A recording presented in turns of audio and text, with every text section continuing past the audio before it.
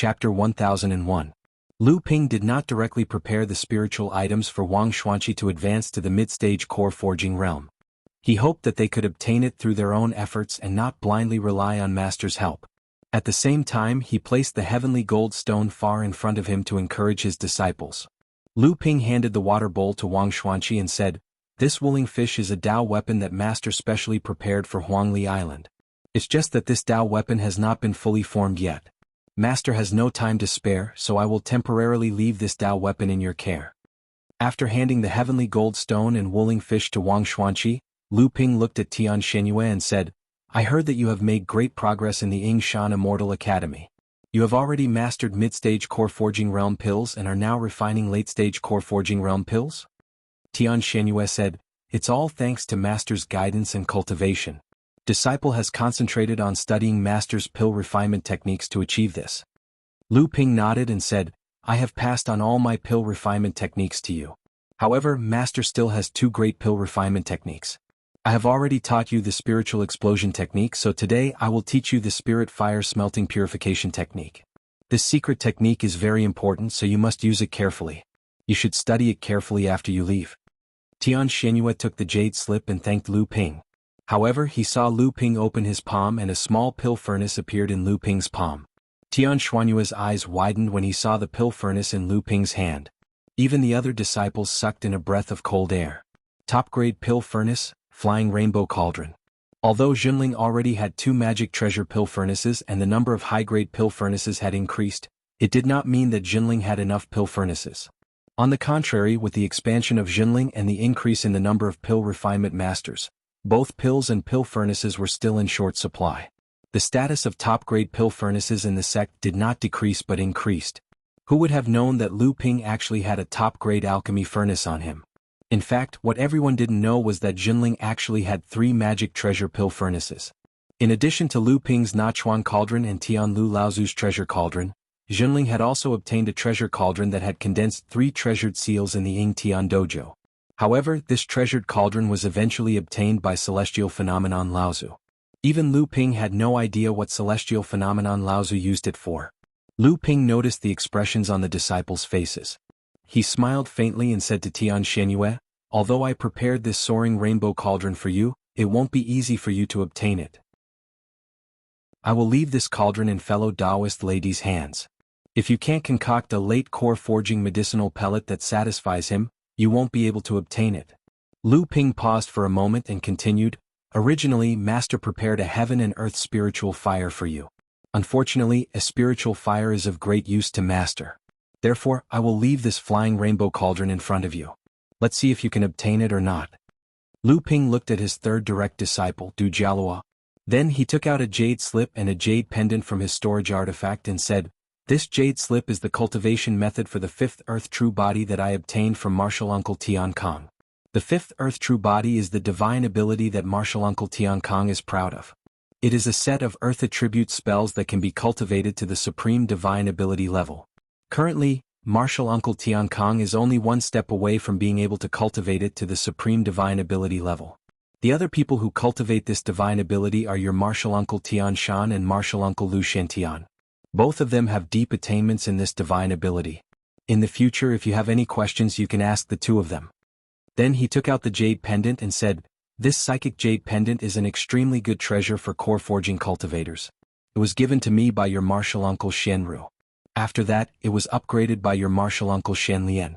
Although it is only a psychic level magic treasure, its true value is close to that of a spirit nurturing magic treasure. Now, this jade pendant is no longer of much use to me, so I will give it to you for your cultivation." Du Jialua bowed and thanked Lu Ping. Then he heard Lu Ping continue, "Debao will follow me to the East Sea. All of Debao's businesses on Huangli Island will be managed by Shen Qi. You just need to take over the underground auction. Now, there is no need to be so sneaky. Just hold it openly on Huangli Island. Our sect's Laozu and your Martial Uncle Lei will protect you." Lu Ping turned to look at Feng Wei and Feng Xia. He smiled and said, "The 2 of you have grown quite fast. You're almost catching up to your eldest senior brother.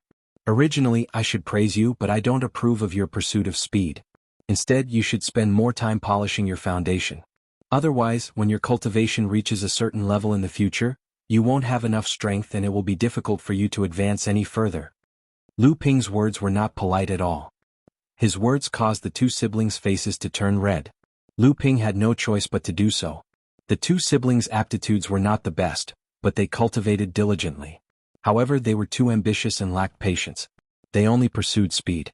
Compared to other cultivators, their foundation was solid. However, compared to Wang Qi and Du Jialua, they were far behind. Lu Ping waved his hand in front of him. Two flying swords appeared from the spatial door like swimming fish. They circled around Lu Ping's body. They were the Autumn Dew swords in Lu Ping's hand. This pair of spirit-nurturing grade flying swords had accompanied Lu Ping for decades. If it weren't for the fact that the quality of the swords could no longer be improved, Lu Ping would not have stopped using them after obtaining the thin water-flowing sword. Lu Ping thought for a moment. He guided the two flying swords slightly and pointed at the stone wall at the entrance of the cave. The Autumn Dew swords drew a white arc in front of the two swords and disappeared into the stone wall. Looking at the confused siblings, Lu Ping said, "You two have cultivated my sex joint attack secret technique. The Autumn Dew eerie swords were once my favorite weapon. Now, I've embedded the swords into the stone wall. One day, if you two can extract the swords without damaging the stone wall, the swords will belong to you too." The siblings were happy and worried at the same time. They were happy because the charming Autumn Water Sword was a spirit-nurturing grade mystic treasure, which was already considered an important treasure in Jinling's sect. But they were worried because Lu Ping had clearly set up a test for them. They didn't expect the siblings to obtain the mystic treasure so easily. It wouldn't be easy to pass the test set up by Immortal Water Sword. However, thinking about the treasures that Lu Ping had left for his three direct disciples, it was clear that Lu Ping had placed the treasures in front of the disciples' cultivation. Every time they made some progress, there would be a benefit waiting for them. But if they slacked off, then they would naturally have no chance of obtaining the treasures. In front of the last registered disciple, Zheng Wu, Lu Ping took out Landslide and weighed it in his hand with reluctance. "This landslide has been with me for the longest time. Although I have managed to condense the 7th restriction and upgrade it to Spirit Nurturing grade, it is extremely difficult to continue to upgrade it. It is extremely rare to find a top-grade spirit material with both water and gold attributes. However, this treasure is suitable for your cultivation method. If you can successfully advance to the mid-core forging stage in the future, you can take this treasure and refine it." After assigning tasks to the disciples, Lu Ping stood up and went to Tianling Mountain. Originally, he wanted to see if his teacher had recovered, but he did not expect to receive a message from Laozu Jiang Tianlin as soon as he arrived at Tianling Mountain. He asked if Lu Ping had already set off for the Eastern Sea, and if he had not, he would immediately head to Scarlet Mist Island. Lu Ping was bewildered, but he did not hesitate at all. He turned around and walked toward the teleportation formation in front of the Heaven Spirit Hall. With a flash of white light, Lu Ping reappeared on Scarlet Mist Island that was shrouded in red mist. Currently, Tianlin, Xianglu, Tiancheng, Tianqin, and Tianshan had gathered on Scarlet Mist Island. Other than Tianling Mountain, it could be said that Jinling was the most impregnable place. As soon as Lu Ping emerged from the teleportation formation in front of a mountain, he just happened to see a group of Mara charging toward where Jinling was stationed. The Jinling cultivators on Scarlet Mist Island all rose into the air and began to activate the protective formation along the coast in preparation to defend against the Mara's charge. However, this group of Maras was not particularly strong, but they were extremely fast. It seemed that they wanted to charge into Scarlet Mist Island before the protective formation was completely activated. The cultivators in Jinling cried out in alarm. As soon as the protective formation was activated, it had yet to unleash its full power. However, over 10 large Maras had already arrived. The various magic treasures on their bodies all shot toward the cultivators in Jinling. Just as Lu Ping's soul sense charged toward the group of Maras, a soul sense hidden in the air also charged toward Lu Ping's soul like a hungry wolf. The blood demon's soul-devouring ability? Lu Ping sneered.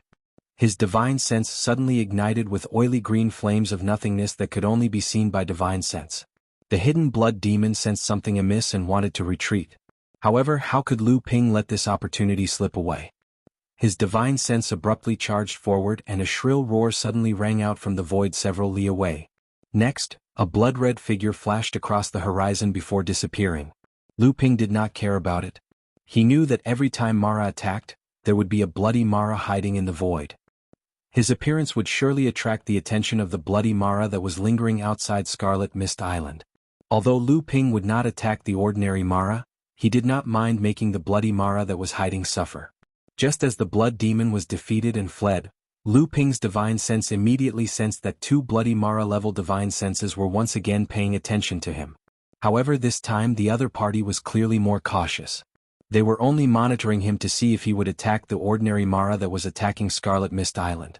Naturally, Lu Ping would not break the unwritten rule between the cultivation world and Mara.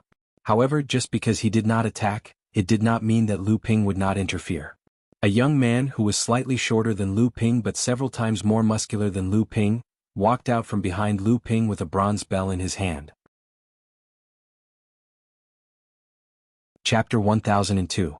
Although De Bao still had the face of a young man, the two small tufts of mustache below his nose made him look a little more mature. In addition, he had managed the Huangli Island auction house and other businesses over the past few years, causing De Bao to look a little more mature. De Bao held a copper bell in his hand, walked a few steps towards the battle on the sea, and then suddenly hit the big bell in his hand. Duong. A ripple visible to the naked eye extended in the void, and in a moment, it had spread to the battle between the Jinling cultivators and Mara cultivators. The Jinling cultivators only felt pain in their eardrums, followed by dizziness, and immediately woke up. On the other hand, the Mara cultivators on the opposite side covered their ears and cried out in pain. Many of the weaker Mara cultivators were dispersed by the sound of the bell, and fell from the sky one after another. They were surrounded and killed by the Jinling cultivators who woke up before them. In just a moment, the situation of the whole battle suddenly reversed. A large number of Mara fell, and the remaining big Mara cultivators with deeper cultivation were mostly able to resist the sound of the bell. Although they were dazed for a moment, they quickly recovered. Even so, because a large number of Mara cultivators with weaker cultivation were killed, the Jinling cultivators had a numerical advantage against the remaining big Mara cultivators. They quickly gained the upper hand on the battlefield. After killing 3 or 4 big Mara cultivators in a row, the remaining Mara cultivators could no longer resist the pressure of Jinling cultivators, and they all fled to the sea. When the Jinling cultivators returned to Scarlet Mist Island, Lu Ping had already arrived at the temporary cave residence that Jiang Tianlin and Laozu had opened on Scarlet Mist Island. You got the method to refine that Songhai bell? When Jiang Tianlin and Laozu saw Lu Ping asking, Xiang Lu and Laozu also looked at the copper bell in Lu Ping's hand in surprise. It was obviously a newly upgraded spiritual magic treasure. Lu Ping was not surprised at all. He handed the copper bell to Jiang Tianlin and said, "Yes, I found a jade slip in that Songhai relic. I wasn't sure at first, but after asking senior brother Xian Lian for help, I didn't expect the copper bell to have the same effect as that Songhai bell. It's just that the grade of the copper bell is too low, and to continue to improve the quality of that Songhai bell, the spiritual materials needed are extremely rare and strange. It's not realistic to refine this magic treasure on a large scale to defend against Mara." Jiang Tianlin and Laozu passed the copper bell to Xiang Lu, Tiancheng and the other Laozu. Finally, they returned the copper bell to Lu Ping. Jiang Tianlin and Laozu said, "So Xian Lian has already mastered the method to refine that Songhai bell?" Lu Ping nodded and asked, "Uncle, why did you call me here this time?" Jiang Tianlin and Laozu asked in a deep voice, "Do you know about the AI Clan Island?" Lu Ping shook his head in surprise and said, "I don't know. Isn't the AI Clan Island one of the small forces in the North Sea? It's said that it has a close relationship with Tianyue sect. Did something happen?" Tianqin Laozu interrupted. "Just yesterday the entire AI Clan Island was slaughtered by the Crystal Palace and Shenling sect. Hundreds of cultivators on the AI Clan Island, including the Dharma idol Laozu, were all killed. It's said that only the daughter of the AI Clan head AI Shuyao was rescued by a mysterious female cultivator." Lu Ping was shocked speechless. Lu Ping was quite familiar with the AI Clan Island. He was friends with the AI Clan's third-generation disciple AI Buotao, and the cross-dressing AI Shuyao. After a while Lu Ping asked, "Why?" After all, the AI Clan of the North Sea was a family with a high status. Although the Crystal Palace and Xianling sect were powerful, they couldn't exterminate the whole clan for no reason. They had to at least come up with a dignified reason to convince people. Moreover, the AI clan was backed by the Tianyue sect of the Central Plains. Jiang Tianlin smiled bitterly and said, "They colluded with the demon race and acted as a middleman for the East Sea enemies of Tianyue sect and the Crystal Palace, the Green Sea Snakes. On the day of the extermination, both the Tianyue sect and the snake demon race were present. This time even the Tianyue sect was involved. Although the few snake demons that died were not green sea snakes, according to Wu Shihuan, who participated in the extermination of the AI clan island, the mysterious female cultivator who rescued AI Shuyao was Chu Hailan, a Dharma adept from the fire snake race of the green sea snakes. Chu Hailan? Lu Ping was surprised when he heard this. How can it be him? How could Wu Shihuan be so sure? Jiang Tianlin and the other Laozu saw Lu Ping's reaction and looked at each other. Lu Ping was shocked and said, "Why? Is Chu Hailan on Scarlet Mist Island now?" Tianshan Laozu said unhappily, "This woman came to the island and ran amok. Several disciples of our sect were injured by her. Moreover, this woman is very powerful. In the end, Senior Jiang had to step in to defeat her. However, this woman did not go far. Instead, she said that she wanted to see you. Otherwise, those disciples who were poisoned would not be able to keep their lives." After saying that, Guotianshan couldn't help but complain, "How do you know this woman? She is an authentic descendant of the Green Sea Snakes. If the Crystal Palace knew that our sect has dealings with the Green Sea Snakes, I'm afraid there will be big trouble." Hearing that several disciples of his sect were injured by Chu Hailan, Lu Ping's face suddenly became gloomy. He said, "Let's go and see the injured cultivators first." Although the natal poison of the Green Sea Snakes was the best in the world, Lu Ping's Myriad Poison Meteorite Power Gang and Myriad Poison Serum were known as the mother of all poisons in the world. Moreover, Chu Hailan did not kill these disciples. These disciples more or less carried the flames of the dark prison poisonous fire, which could resist the snake poison in their bodies. Therefore, although everyone had lost their fighting power, their lives were not in danger. Although Mei Tianqin had developed an elixir that could prevent the fire poison from eroding, this elixir could only last for a period of time. In the process of refining this elixir, a lot of spiritual herbs would inevitably be consumed. Therefore, it was not as convenient as the dark prison poisonous fire. Lu Ping easily resolved the snake poison in everyone's body. The disciples thanked him one after another, which made Lu Ping's prestige rise to a higher level. On the outermost volcano of Jinling's sphere of influence on Scarlet Mist Island, Lu Ping suddenly appeared and looked at the layers of ripples in the magma crater. "Come out," Lu Ping said coldly. "You're finally here. I've been waiting for you for a long time." Chu Hailan's seductive voice suddenly came from the tumbling magma. A stream of magma soared into the sky and rushed towards Lu Ping's face. Lu Ping's expression remained unchanged. The magma had already cooled down before it reached Lu Ping. It turned into volcanic ash and rustled down. From beginning to end, Lu Ping did not make a move. A hundreds of feet long fiery serpent soared out of the magma, its crimson scales sparkling under the sunlight, looking like rubies embedded in its body. The fire snake suddenly turned into a ball of flame, and a seductive woman slowly emerged from the flame. It was the Dharma adept of the Green Sea Snakes, Chu Hailan, whom Lu Ping had met in the Tianxian sect. The North Sea Water Sword Sage's reputation has not only shaken the human training world, but is also well known among the demon clans of the major training worlds. I didn't have much time to spar with Lu Daoyu during the last meeting in Middle-earth, but now I don't even have the right to fight. Chu Hailan smiled and exuded the charm of a mature woman. Looking at the magma pool at the mouth of the volcano behind her, she said with some reluctance, "This Scarlet Mist Island is indeed a good place. Bathing in it makes one's entire body feel refreshed. Even the volcanic island where the Fire Phoenix clan resides is nothing compared to this. No wonder even the Fire Phoenix clan has taken notice of this Scarlet Mist Island in the East Sea." Upon hearing this, Lu Ping's heart skipped a beat. This was an important piece of news. Although the Fire Phoenix clan could not be compared to the Green Sea Snakes, they were still the second largest demon clan in the East Sea. Their strength was not inferior to those large sects with a long history in Middle-earth. If the Fire Phoenix clan had really taken a liking to this Scarlet Mist Island, there would be another storm. He had to inform the sect about this so that they could make early preparations. Lu Ping frowned and said, "Fellow Chu, there is a difference between humans and demons.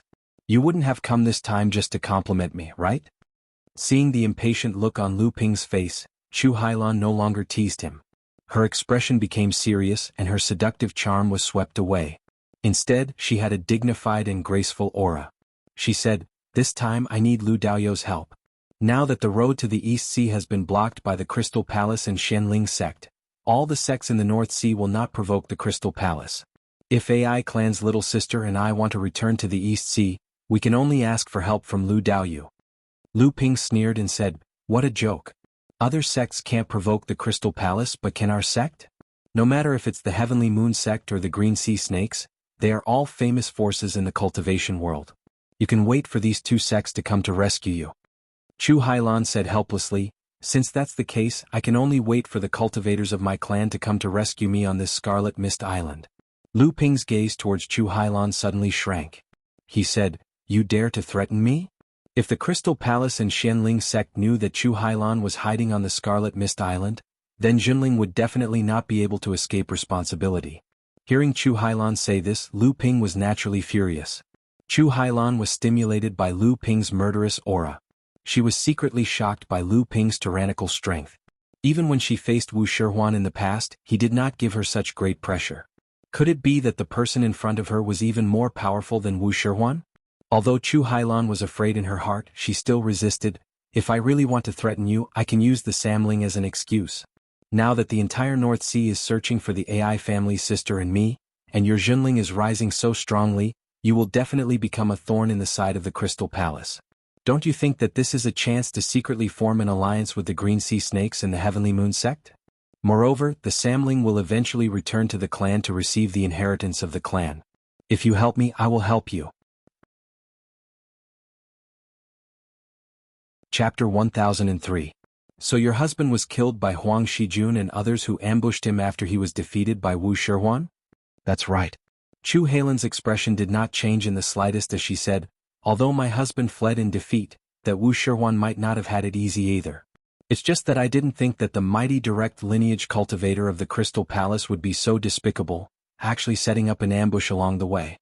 That husband of mine was already heavily injured in the first place, so how could he have withstood Huang Shijun's ambush? In the end he still perished. Instead, Huang Shijun became famous after he single-handedly slew my husband.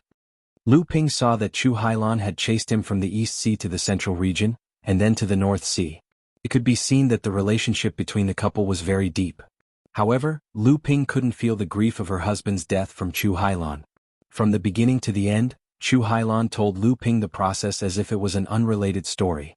Although Lu Ping was full of doubts, it was not appropriate for him to ask, so he inevitably showed his doubts on his face.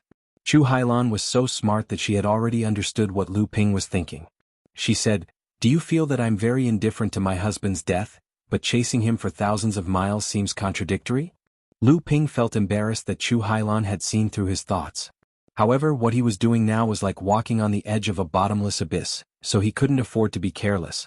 So, although he seemed hesitant, he still nodded. A trace of worry appeared on Chu Hailan's face as she said, there's nothing I can do about it. My husband and I aren't actually married. Furthermore, our marriage was decided by our elders. I've only met my husband 3 to 5 times, so how could we have feelings for each other? Lu Ping asked curiously, in that case, why are you so eager to avenge him? Chu Hailan smiled bitterly, it all started because of me. When I was traveling in human form, Wu Shihuan came to pester me because he coveted my beauty. He chased me all the way to the outer endless sea. I was no match for Wu Shihuan, so I could only use my clan's secret technique to ask for help. Coincidentally, my fiancé came looking for me and we fought a great battle when we met. However, I didn't expect that my transformation technique, which I thought was brilliant, would be seen through by Wu Shihuan. He set up a trap to lure my husband here.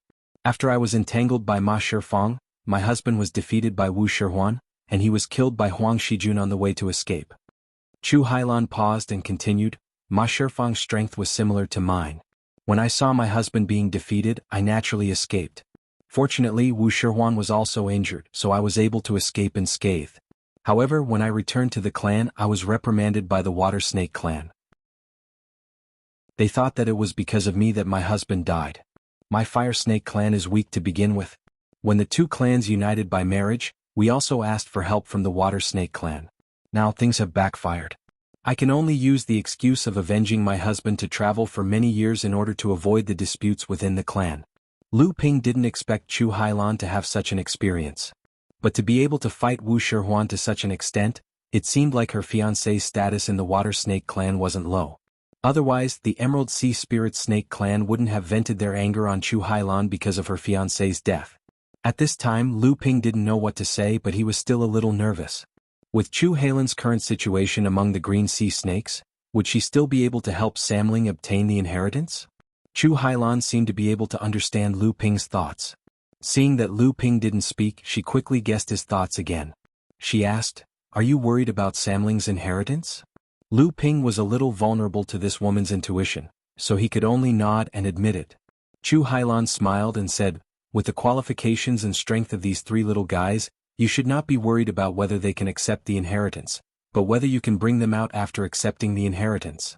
Lu Ping heard the meaning in Chu Hailan's heart and said in surprise, "Is there really a way?" Chu Hailan nodded and said, "This is also what I admire about you. Samling grew up with you, and you were able to resist the temptation of the green sea snakes. From the beginning to the end, you didn't put any restriction on their divine thoughts, making them your spiritual slaves. Instead, you and Samling are like father and son. This is your biggest opportunity." Lu Ping was delighted and asked quickly, "What do you mean?" "Followers." Chu Hailan explained, "At the time when the seventh ancestor opened the sky, the concept of the human and demon races was extremely vague. The seventh ancestor himself might have been a member of the demon race.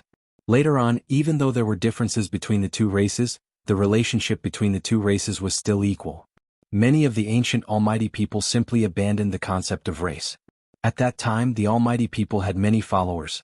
The Almighty people of the human race had many followers of the demon race, and the Almighty people of the demon race also had many followers of the human race. These followers even became the embryonic form of the human race's sections. At that time, the Almighty people treated their followers as equals without discrimination. However, later on, the human heart became more complex, and the demon heart also became more transparent. Thus, this kind of follower, which was built on trust, changed into a method of slavery that controlled the life and death of the Almighty people." Lu Ping seemed to understand a little and said, that is to say, as long as Samling admits that he is your follower and is not forced by you, this matter will be considered half done." Chu Hailan nodded and said, "Yes, half. After all, Samling was born in the Green Sea Snake and has a pure bloodline. He is considered one of the best rising stars among the Green Sea Snakes. Do you think the big shots in the clan will be willing to let such an excellent junior follow you, a human?" Lu Ping couldn't help but ask, "Then what should I do?" Chu Hailan giggled and said, "That depends on whether you have the strength. As Samling's follower, you must have the strength to protect your own follower when necessary. If you can't provide this kind of protection yourself, how can others rest assured to let their juniors follow you?" Chu Hailan then changed his tone and said, "Of course, with your reputation as the North Sea Water Sword Celestial, the big shots in the clan will look up to you." Lu Ping couldn't help but smile bitterly. The big shots in the Green Sea Snake clan only needed to think about the strength of the Crystal Palace to understand why he would be looked up to by these big shots. After Lu Ping roughly told Jiang Tianlin and Laozu about Chu Hailan's matter, the next day he received a transmission jade slip from Celestial Phenomenon Laozu and Lu Tianling Laozu. However, other than asking about the recent battle situation with Mara on Scarlet Mist Island, there was nothing else mentioned. Jiang Tianlin showed the jade slip to Lu Ping, and Lu Ping immediately understood. He ordered Chu Hailan to find Ai Shu Yao, who was hiding in a secret place, and cast a secret invisibility technique on the two of them. They traveled unimpeded all the way to Tianling Mountain.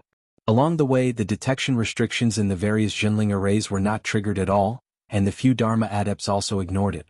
As for the other core forging adepts, how could they see through Lu Ping's secret technique? When the teleportation array was activated, and after a flash of light, the three of them were already on Jianghu Island. "Bastard, you're courting death."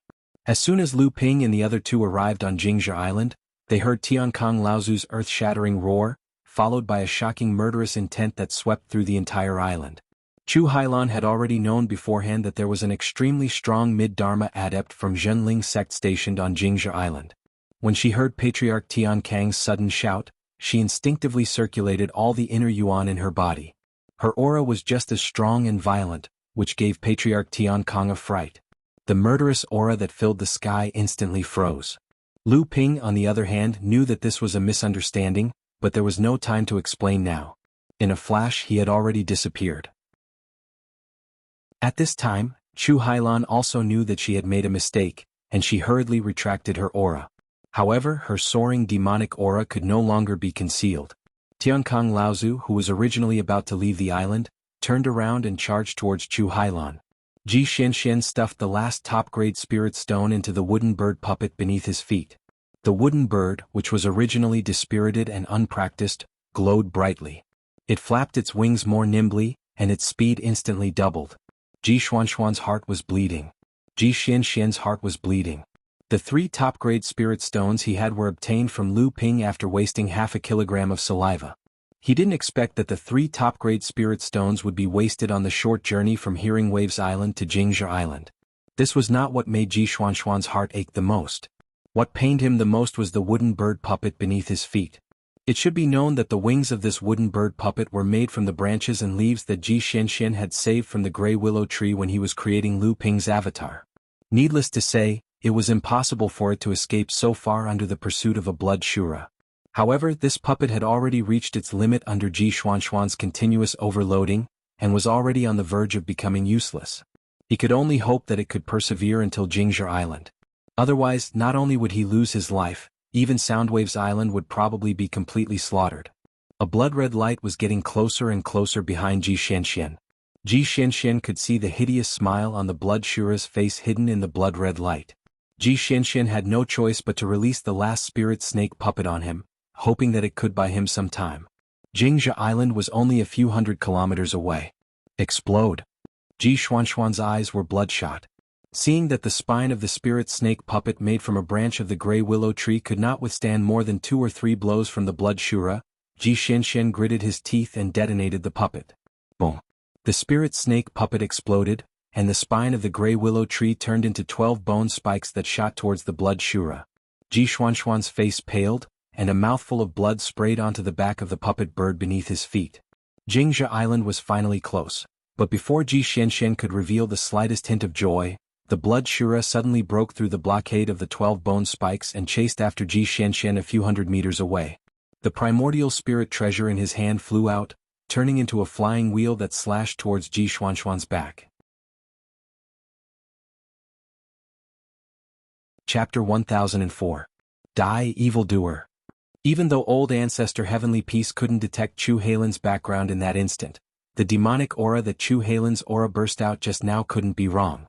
Even though Old Ancestor Heavenly Peace sensed that Ji Xianxian was in imminent danger, the demonic aura that suddenly appeared in the jolting hibernating island made Old Ancestor Heavenly Peace hesitate between Ji Xianxian and the jolting hibernating island. However, in the end, Old Ancestor Heavenly Peace still had no choice but to protect the jolting hibernating island. Jianghu Island was a place Jinling had managed to protect in the fallen secret land for several generations. It was also the symbol of Jinling's interest in the several spirit stone veins in the fallen secret land. The mountain-splitting axe slashed down with a mountain-splitting and sea-splitting power, scaring Chu Hailan to the point that her face turned pale. Although Chu Hailan was born in the Fire Snake clan, which was the weakest compared to the other Green Sea Snake tribes, Chu Halen's strength was excellent. Otherwise, she wouldn't be able to compete with the direct descendants of the Crystal Palace. However, in front of Tian Kong Laozu, who had the mountain-splitting axe, it was not enough. A flame rose from the soles of Chu Halen's feet. Countless flames escaped in all directions in the shape of fire snakes, but they were still cut down by 2/3 by Tian Kong Laozu's axe. Fire spirit escape. You are the Green Sea Snakes? Old Ancestor Tian Kong was experienced and knowledgeable after all, and he had stayed in the East Sea numerous times before, so he naturally had a good eye for things. He immediately recognized that what Chu Hailan had executed was one of the secret escape techniques of the Jade Sea Spirit Snake race, and the attacks in his hands couldn't help but stop. If it was someone else, Tian Kong Laozu would have killed him. However, the person in front of him was the Green Sea Snake. At this time, Tian Kong Laozu remembered that there should be 3 people who had been teleported here. However, there were only 2 women in front of him. That extremely familiar aura had disappeared. Tian Kong Laozu scanned with his divine will and instantly heaved a sigh of relief. He said, "You guys followed Tian Ping here?" The remaining fire snakes regrouped a few hundred feet away. Chu Hailan appeared there in a sorry state. He said, "Senior, please don't be angry. I came here with Lu Tianping." At this time, although Tian Kong Laozu had the intention to rush out of the island as soon as possible to receive Ji Xianxian, a green sea snake suddenly appeared on the island. Furthermore, it came from Jinling's own teleportation array. This caused Tian Kong Laozu to not dare to go out of Jianghu Island without understanding the situation. Rumble. Whoosh, whoosh. The intense fluctuations of the battle quickly attracted everyone's attention. Ji Xianxian was finally saved the moment he was killed by the flywheel. Ji Xianxian, who had narrowly escaped death, couldn't be bothered to feel the slightest bit of joy towards the pair of familiar flying swords. His true essence was on the verge of drying up as he struggled to support the wooden bird puppet beneath his feet to fiercely flap its wings a few times. Then the wooden bird puppet swayed and crashed towards the Jingsha island. Crash. Before the cultivators on Jingsha island could rush over to receive him, the entire wooden bird crashed into the ground at an extremely fast speed and then fell apart. The cultivators from Zhenling who rushed over to receive him were Yao Yong, Du Feng, Xianling and the others. The few of them had accompanied Yao Yong to participate in the Fantasy Spirit City's auction. Their original intention was to see if they could find a way to restore Laozu's origin. In the end, although they found nothing, Yao Yong insisted on staying in the Eastern Sea. He still didn't give up hope, so Du Feng and Xianling also stayed here to accompany him. The three of them saw Ji Xuanxuan's entire body bounce off the moment the wooden bird landed. Then he rolled on the ground several times without any care for his image. In the end he lay on the ground and didn't get up. The hearts of Yao Yong and the others sank as they hurriedly rushed over. However, they heard Ji Shenshen groaning as he lay on the ground without a care for his image. It was obvious that he didn't suffer any serious injuries, but because his true essence was exhausted, he was unable to support a protective spell like a barrier. Yao Yong said snappily, "Quickly get up, there are still quite a few fourth-generation disciples on the island. If they were to see our sect's dignified puppet grandmaster lying on the ground without any care for his image, who knows how many disciples would have their eyeballs smashed, especially those female disciples. Among the 16 true spirit inheritances you, Ji Shenshen, are known as the most handsome and outstanding, don't disappoint them." These words were indeed effective. Ji Shenshen couldn't care less about the soreness in his body as he crawled up from the ground.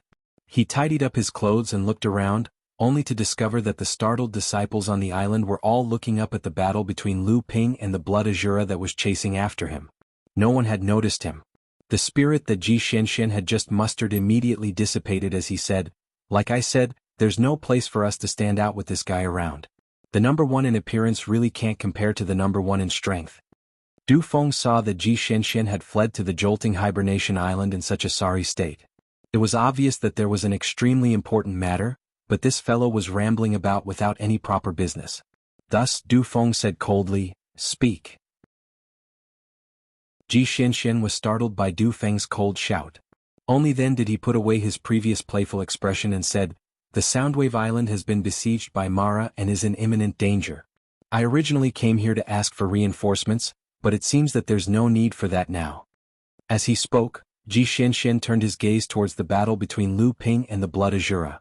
Lu Ping's pair of flying swords struck the surface of the flywheel like raindrops.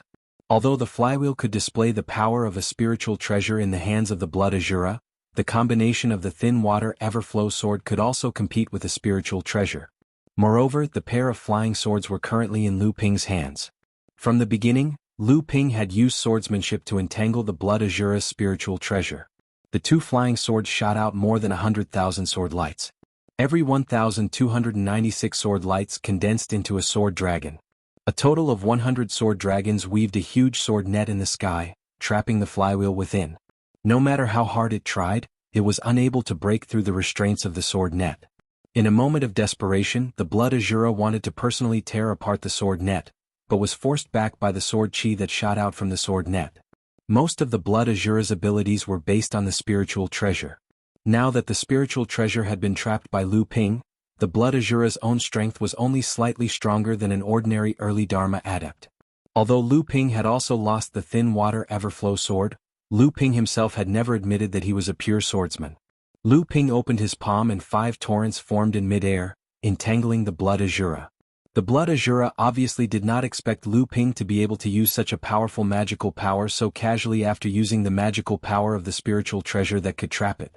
At this time it was obvious that it was panicking, but it still rubbed its hands together, and dozens of golden lights shot out in all directions, cutting through the 5 torrents of Lu Ping. However, once Lu Ping used it, it was often endless.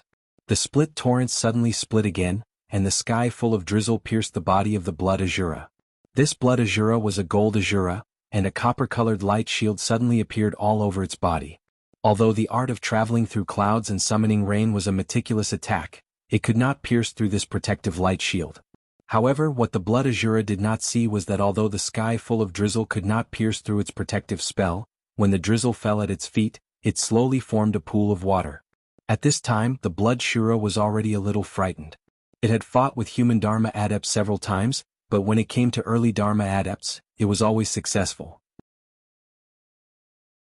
Even when it came to mid-Dharma adepts that were difficult to deal with, it was able to escape unscathed. But at this time, the person in front of it, just how many kinds of natural great magical power had he used?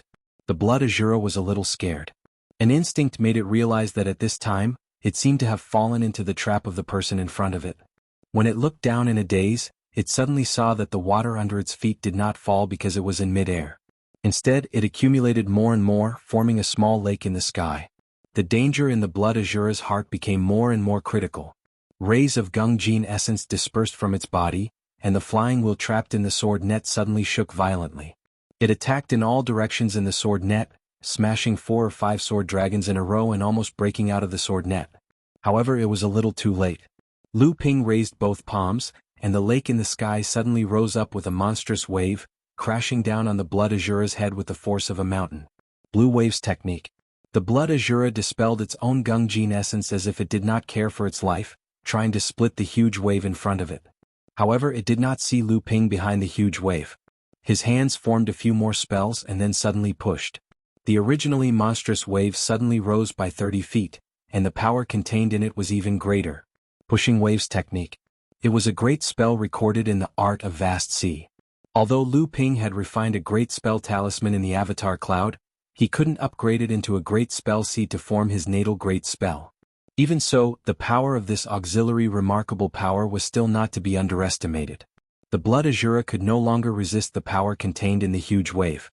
Its whole body was slapped away by the huge wave, and the Gung-Jin shield on its body was also smashed into pieces. Die. There was a sudden shout. The Blood Azura who was slapped away did not have time to struggle to get up, and saw a huge light of the axe coming straight down from the sky. The Blood Azura only had time to let out a miserable howl, and then it stopped abruptly. The mountain-splitting axe came down from above, cutting the Blood Azura into 2. Tiankong Laozu laughed at Lu Ping and said, "Young Lu, I'm sorry martial uncle attacked halfway." Lu Ping smiled helplessly, but his expression suddenly changed and he said, "Run." The flywheel trapped in the sword net by Lu Ping suddenly went berserk, and the flywheel, which was originally a foot in size, was now fluctuating in size, appearing extremely unstable. This was a sign that it was about to explode. Old Ancestor Tian Kong cursed loudly. He saw that a companion spirit treasure that was in his hands was going to disappear again, but his feet didn't linger in the slightest. He returned to Jianghu Island like a wisp of smoke. He had to prevent the aftermath of the meteor explosion from hurting the cultivators on the island. Lu Ping was even more depressed. He had originally wanted to use the Linglong wine cauldron to see if he could absorb the essence from the Blood Azura when he killed the Blood Azura. Although this was a gold Azura, and the Gung-Jin essence could not be used by Lu Ping, it would be good as long as he could leave a few Gung-Jin pills behind. As for the companion spiritual treasure, the flywheel, Lu Ping was more open-minded. After the fall of the Blood Azura, it often depended on luck to keep this thing, and this luck would not come 9 out of 10 times. Chapter 1005. The fragments of the exploding flywheel danced in all directions. However, in front of Lu Ping, who had the cloud sail to protect him, the power of the meteor companion spiritual treasure's meteor explosion was really nothing. Moreover, perhaps because Blood Shura's death was too sudden, the flywheel's meteor explosion was not complete. 3 larger fragments shot out in a row. Lu Ping was quick to react. The hundreds of fleeing sword jiaos circled around and retracted the 3 shards. But in the blink of an eye, more than a dozen sword jiaos were sliced into pieces by the 3 shards. Linglong spat out a golden pill. It was condensed from the dissipating golden hepta essence that Linglong had tried her best to collect. Swoosh! A dazzling light shot out from Jianghu Island. Du Feng shot the flying sword in his hand straight into the battlefield. The golden hepta essence that was gradually thinning gradually showed signs of condensing into the flying sword in Du Feng's hand. Lu Ping could clearly sense that this trend was not too obvious with his divine telekinesis. However, the flying sword in Du Feng's hand was quite famous. It was already a spirit-nurturing magic treasure and had extremely high potential for improvement. Lu Ping threw a fragment of the companion spiritual treasure towards Du Feng's flying sword. Du Feng's eyes lit up when he saw the fragment. Although the fragment of the companion spiritual treasure could only be regarded as a type of spiritual material, It could be regarded as an extremely rare and pure top-notch spiritual material in the cultivation world. It was very useful to Du Feng. At this time, Chu Hailan already knew that Tiankong Laozu's evildoer was not directed at her, but at Blood Shura, who was chasing after Ji Xianxian. However, she was more or less on guard in the sect's territory. Unexpectedly, this kind of vigilance caused her to misjudge the situation. Her cultivation, which was originally concealed by the demon transformation bracelet, was automatically exposed. In the end, she was almost subdued by Tiankong Laozu. Luckily, Chu Hailan's abilities weren't ordinary, which was why she managed to preserve her life under the attack of the mountain-splitting serpent. After that, she willingly entered the trapping formation of the waking hibernating island. Only then did Patriarch Tiankong put his heart at ease. This was still the result of her identity as the Jade Sea Spirit Serpent, which made Patriarch Tiankong rather fearful. Patriarch Tiankong, who had returned to Jingling Island, heard what Lu Ping said, and only then did he let Chu Hailan out. Chu Hailang immediately said his goodbyes and wanted to leave with Ai Shuyao. However, Lu Ping had already heard the news from Ji Xianxian about Hearing Waves Island. In his anxiety, he wanted to rush over to help. However, Lu Ping also knew that the fallen mystic realm was in a state of unrest at this time, so it was naturally not suitable for forefather Tiankong to leave Jingzha Island. Thus, Lu Ping turned his gaze to Chu Hailan. "What? I'm not going. Chu Hailan shook her head like a rattled drum. She wanted to leave Jingzha Island as soon as possible and rush back to her clan to pass on the news of her contact with the Heavenly Moon sect. Among the human sects, Chu Hailan always had a feeling that her life and death were not in her control. She did not want this feeling to remain with her. "How about I owe you a favor?" Lu Ping was also a little anxious. He had already received the news from Ji Xianxian. He did not know what had happened on Soundwave Island that attracted 3 Blood Azura and a group of Mara to attack. Ji Xianxian risked his life to ask for help and led one away. However, the remaining 2 and the hundreds of Mara under their command were enough to flatten the entire Soundwave Island. Really? Chu Hailan's face lit up. She knew that it was not easy to return a favor to a person like Lu Ping. Moreover, who could predict Lu Ping's future achievements? Lu Qiner carried Lu Ping and Chu Hailan in the direction of Soundwave Island. In a short-distance flight, both Lu Ping and Chu Hailan had dozens of methods to surpass Lu Qiner.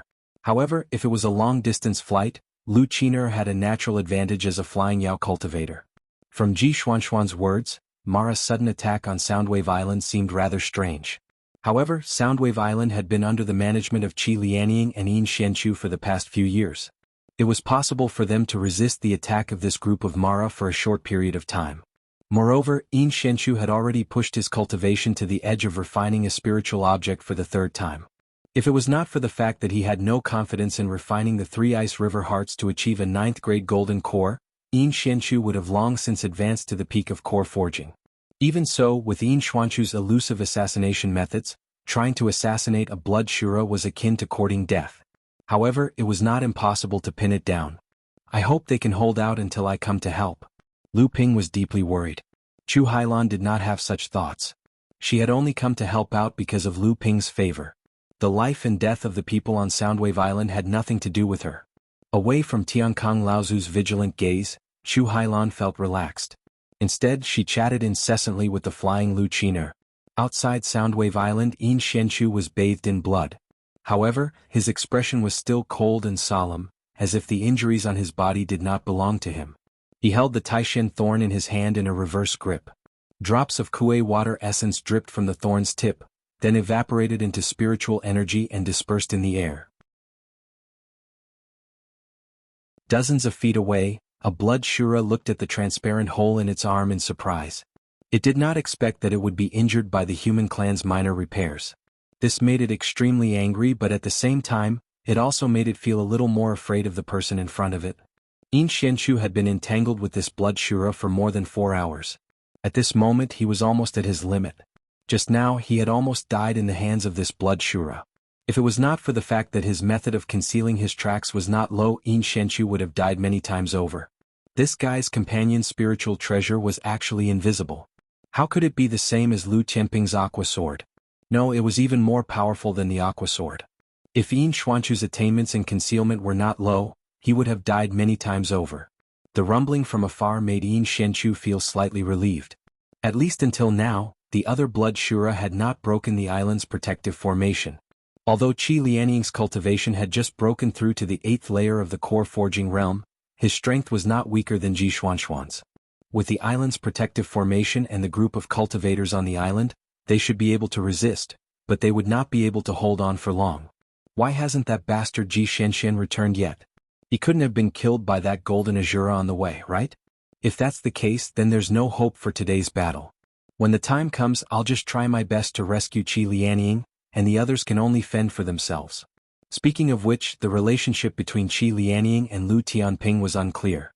Who knew if there would be any disturbances? Moreover, Qi Lianying herself was very strange. Her appearance had been changed, and her memory was also fragmented. However, her cultivation was closely related to Zhenling's direct disciple. It was said that she had been raised by Uncle Master Tianqin since she was young, but she had not become Uncle Master Qinqin's disciple. In that case, Uncle Master Tianqin would definitely not break the sex rules and teach her a direct disciple method. Yin Xianchu was suddenly shocked.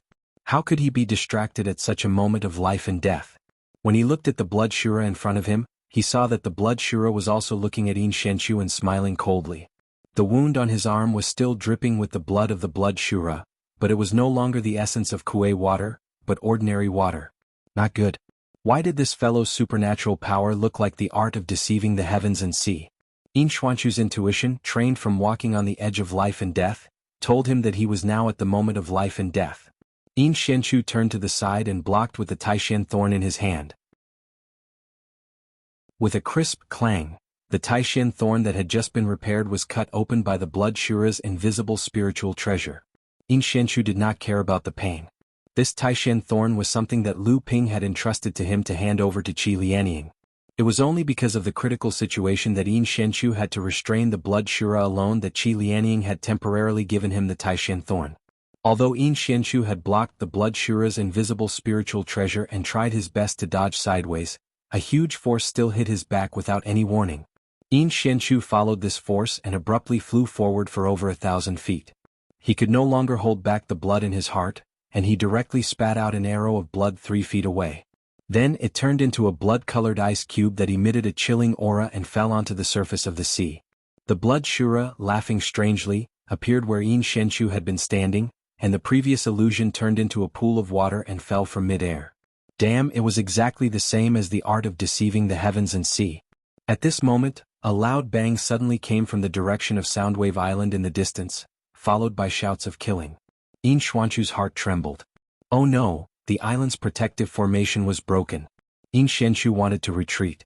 He had to rush back to Soundwave Island. At the very least he had to rescue Qi Lianying. However, he had neglected the fact that he was heavily injured. How could he retreat just because he wanted to?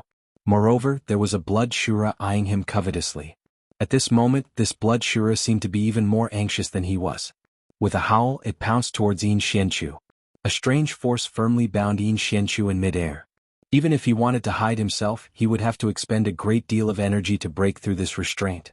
If Yin Xianchu still had his strength, it would naturally not be a problem. However, how could he escape now that he was seriously injured? Yin Xianchu sighed. He knew that he could not escape, but he was not someone who would close his eyes and wait for death. His heart was already beating rapidly in his chest, waiting for the blood Shura to reach him to trigger a self-explosion. How? A strange howl suddenly cut through the sky. Yin Xianchu suddenly looked up and saw that a door had suddenly split open in front of him. A pair of familiar flying swords shot out from the door and slashed towards the void. Clang. A strange long sword appeared in front of Yin Xianchu for the first time. It was blocked by the thin flowing water sword in front of Yin Xianchu. At the same time, that strange howl also seemed to cut through the restraints of space and stab towards the back of Blood Shura's head. Blood Shura looked extremely panicked at this moment. He stood there, unable to move, and the expression on his face had already frozen. Splash. The nether water sword flashed and disappeared, but it split open a pool of water. Dozens of feet away, Blood Shura revealed itself and was about to retreat quickly. However, its appearance did not seem to be unexpected by those who had rushed to help. A white light had already shot towards it the moment it appeared. Blood Shura could not dodge in time. The white light sank into its body and seemed to freeze everything in its body. Kill? A small person suddenly appeared in front of Blood Shura's face. The azure willow sword on its back was pulled out and stabbed directly into Blood Shura's head through its eyes.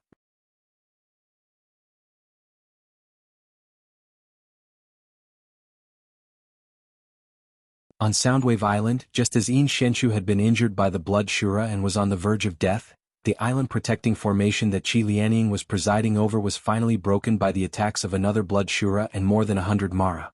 Qi Lianying knew that the island was only able to hold on until now because of the power of the island's protective formation.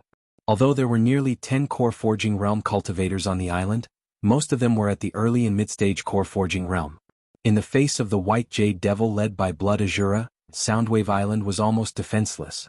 Why would this group of Mara take a fancy to a small island like Soundwave Island? A great Shura rushed towards Qi Lianying, the companion magic treasure in its hand carrying the power of a forward charge towards Qi Lianying. Qi Lianying snorted coldly.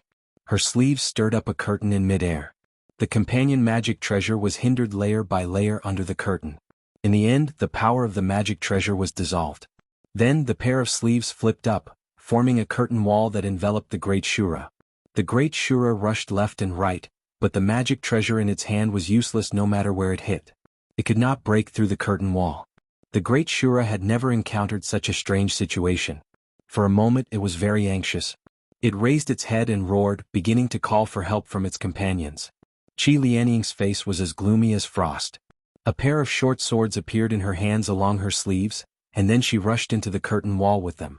The sleeve sword was a magic power that Qi Lianying had practiced. Now she had used this magic power in such a way that it was as if she was in a maze. A moment later, a scream came from within the curtain wall. The Great Shura, who was equivalent to a late core forging cultivator, had died under Qi Lianying's two swords. The curtain wall turned back into two sleeves, shrinking back into Qi Lianying's sleeves and disappearing. When she looked up, the entire Soundwave Island was already filled with the sounds of fighting, and from time to time, the screams of Soundwave Island's cultivators could be heard. Although Soundwave Island was not her foundation, it was the result of decades of hard work. It was also something she had entrusted to him. Now that it was so easily destroyed, she could not help but feel sad. But she also knew that there was nothing she could do now. Even if she could kill a Great Shura, there were a total of 20 to 30 Great Shuras besieging Soundwave Island, not to mention that there was still a Blood Shura that had yet to make a move. Escape, only by escaping would there be hope. If all else failed, she could only go to the North Sea to find him. Ji Xianxian and the others had already mentioned Lu Ping to her several times. She knew that he was now at the Dharma manifestation stage and was a rising star in the cultivation world. Lu Ping had once promised to bring her to the North Sea to unravel the mysteries of her life. She had already guessed that this might not be a difficult matter, because no matter if it was Yin Xianchu or Ji Xianxian, when they saw the spell she cast, they both revealed the same look of surprise. However, when they heard Mei Tianqing's name, the two of them simultaneously chose to remain silent. It was as if the two of them were also confused, as if they knew something, but they weren't too clear about it. They were even more unwilling to touch upon such a taboo topic. A scream came from afar, causing Qi Lianying to stop in her tracks. More than 100 feet away, a cute teenage girl was lying on the ground. The magic tool in her hand was already scattered, and Ashura was laughing sinisterly as it pounced towards the girl. Qi Lianying was furious, and the short sword in her hand shot towards the Shura. Unexpectedly, it was blocked by an ice wall that suddenly rose midway. An ice Shura walked down from the ice wall, and behind it, ice alls rose and flew towards Qi Lianying. Qi Lianying was anxious to save the girl, but the dozens of ice alls suddenly exploded when they flew in front of Qi Lianying. Countless ice needles blocked all of Qi Lianying's escape routes. Qi Lianying had no choice but to spin her sleeves into a whirlpool, sucking in all the ice needles that filled the sky and crushing them. But at this time, there was no time to save the little girl. She directed all her anger towards the ice Shura, but only then did she realize that she had already fallen into the encirclement of 4 great Shuras. Clearly, they were companions that the Shura that had died in Qi Lianying's hands had lured over. Qi Lianying's heart sank even more. Given the situation before her, even whether she could escape was a problem, let alone save the girl. At this time, a long cry suddenly sounded from the sky. Qi Lianying looked up, and saw a majestic blue phoenix suddenly swooping down from the sky. The Shura that had bent down to bite the girl's neck was instantly torn to pieces by the blue phoenix's sharp claws. Sister Qin. The girl cried tears of joy and reached out to the blue phoenix that was circling again. "It's Lu Qiner, he's here." Qi Lianying was momentarily distracted, and a Wuxia behind her took the opportunity to whip her back. Smack! A bloody gash directly reflected on Qi Lianying's back. Qi Lianying grunted in pain, and blood flowed from the corner of her mouth. She turned around and shot the short sword in her hand at the Wuxia behind her. The other 3 Shuras went forward to receive her, and they attacked Qi Lianying from different directions. For a moment, Qi Lianying was surrounded by danger. A cloud suddenly fell from the sky, and then turned into a golden rock, which pounced towards Qi Lianying. Then Qi Lianying seemed to be wearing a colorful robe made of auspicious clouds, and a rock that was spreading its wings and about to take flight looked very lifelike. The combined attacks of the Shuras landed on Qi Lianying, but only a few of the auspicious clouds imprinted on the robe were scattered. As the clouds gathered and dispersed, Qi Lianying was not injured at all. Qi Lianying was overjoyed.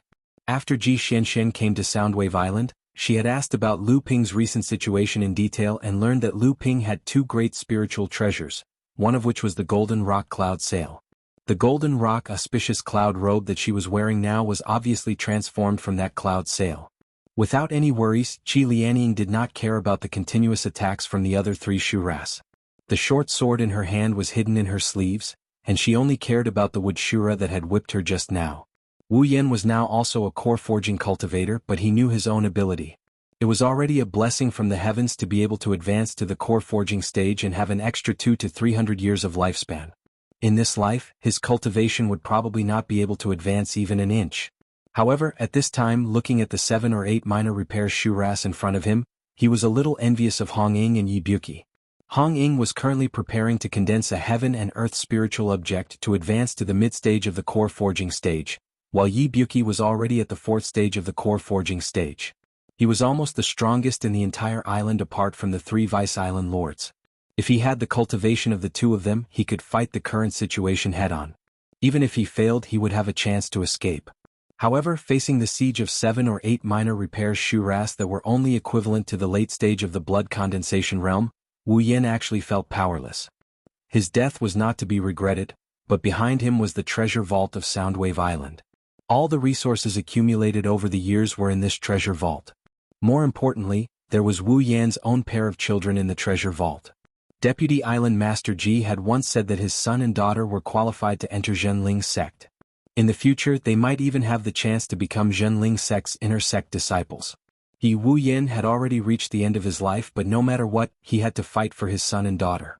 The 7 or 8 minor repairs Shuras obviously did not expect that although the human cultivator in front of them was only at the core forging stage, he was actually like a silver spear tip made of wax. He could not even withstand the siege of several people.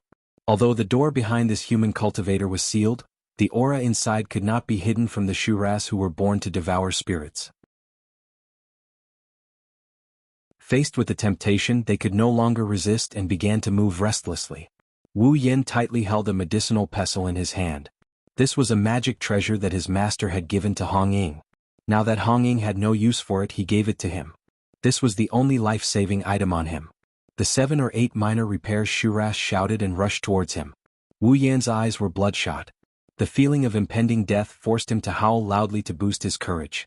The medicinal pestle in his hand crazily smashed towards the minor repairs Luo Luan. The 7 or 8 minor repairs Shuras suddenly howled in horror. Wu Yan did not understand what was going on, so he used the pestle to smash the heads of the 7 or 8 minor repairs Luo Luan in the blink of an eye. Wu Yan leaned on the medicinal pestle and bent over on the ground, panting heavily. He looked in disbelief at the 7 or 8 Shuras that he had smashed. Only then did he suddenly realize, why didn't those Shuras fight back? Chapter 1007. The same scene was playing out all over Soundwave Island. Hong Ying was being beaten by a great Shura and was running away like a rat. Just as he was about to escape, he suddenly found that the vines in the surrounding forest were wrapping around the great Shura's body from all directions. This great Shura was also a wood Shura. Seeing this, it activated its innate magical power, wanting to fight the hidden enemy. However, it suddenly found that the grass, trees, bamboo, and vines that it used to command like an arm were not listening to it at this time. It seemed that there was a higher level of power above it, causing the grass, trees, bamboo, and vines to be dismissive of its innate magical power. The great Azura was quickly entangled. At this time it already knew fear. It wanted to use the wood escape technique to escape, but at this time, it seemed that the wood escape technique had lost its effect. This time it really panicked. By now, how could Hong Ying not know that someone was secretly helping him? One of the magic treasures in his hand flew out and struck the wood Azura. The wood Azura struggled with all its might and howled in despair, but none of that could save its fate. Hong Ying killed the wood Shura in one blow. He quickly wiped away the cold sweat on his forehead and said to the surrounding people, "May I ask who helped me?" Hong Ying is very grateful. A little girl stuck her head out from behind a huge tree and coldly glanced at the red eagle. Then she hid behind the huge tree again. The red eagle stared blankly for a moment, only seeing a blooming pink peach blossom on the little girl's head. Ibuki was now an expert at the 5th level of the core forging realm. His aptitude was far above that of Wu Yen and Hong Ying. Later he was appreciated by the deputy island master In Xianchu, who gave him some pointers. Naturally, his cultivation level rose all the way. However, 3 of his 5 sworn brothers failed to make it through the bottleneck of condensing their gold cores and eventually died of old age. The other 2 managed to condense their gold cores with the help of Yu Jiangrui and In Xianchu, but their strength was only slightly stronger than Wu Yan's. It was wishful thinking for them to advance further. After the chaotic battle on the island, he didn't know where they were now or if they were still alive. At this moment, a great Shura suddenly rushed over from the opposite side. Ibuki was shocked. Just now, he had escaped from a great Shura equivalent to the late core forging realm, but the strength of the great Shura in front of him was obviously above that of the previous one. Ibuki's heart could not help but sink. He crossed the 2 water-splitting spikes in his hands. He gritted his teeth and thought to himself, "I'm going all out." Then he used all his strength to charge at the Azura in front of him. The great Shura looked very anxious. A crescent moon saber appeared in his hand and suddenly slashed toward Ibuki, who was rushing over. With a crisp clang, the 2 water-splitting thorns were smashed away. They penetrated through several huge trees before they could offset this huge force. Finally, they stopped on a huge tree that was 3 feet thick. Ibuki, on the other hand, was thrown several feet back by this huge force. He spat out a mouthful of blood in midair. At this time, Ibuki suddenly realized that the great Shura in front of him was not coming for him. Looking at its panic, it seemed to be running for its life. Ibuki, who was in midair, tried his best to look behind the great Shura, but he just happened to see a teenage boy holding a halberd that was far taller than him chasing from the forest behind him. Taking advantage of the moment when the great Shura was blocked by Ibuki, the boy caught up to it and slashed at the great Shura's back with his halberd. The late core forging realm. Ibuki looked at the boy in front of him. When the boy slashed with his halberd, the strength of the late core forging realm burst out from all over his body. His eyes bulged and he even forgot about the injuries on his body. Madame Du was looking for her daughter. With the help of Lu Ping, although she had temporarily recovered her core forging realm cultivation, it was still a body that she had taken over. She could forget about her original late core forging realm cultivation. Moreover, she could not use many of the Fox clan's techniques in the present. However, what worried her the most was her daughter, Du Jiawei.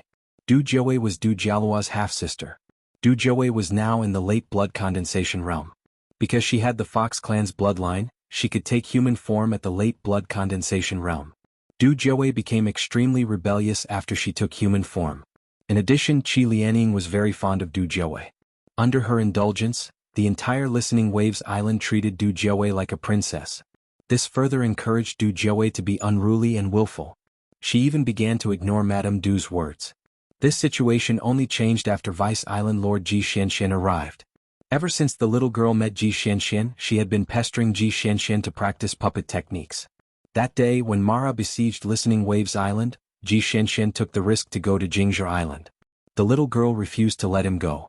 In the end, Ji Xianxian could only temporarily restrain her and leave.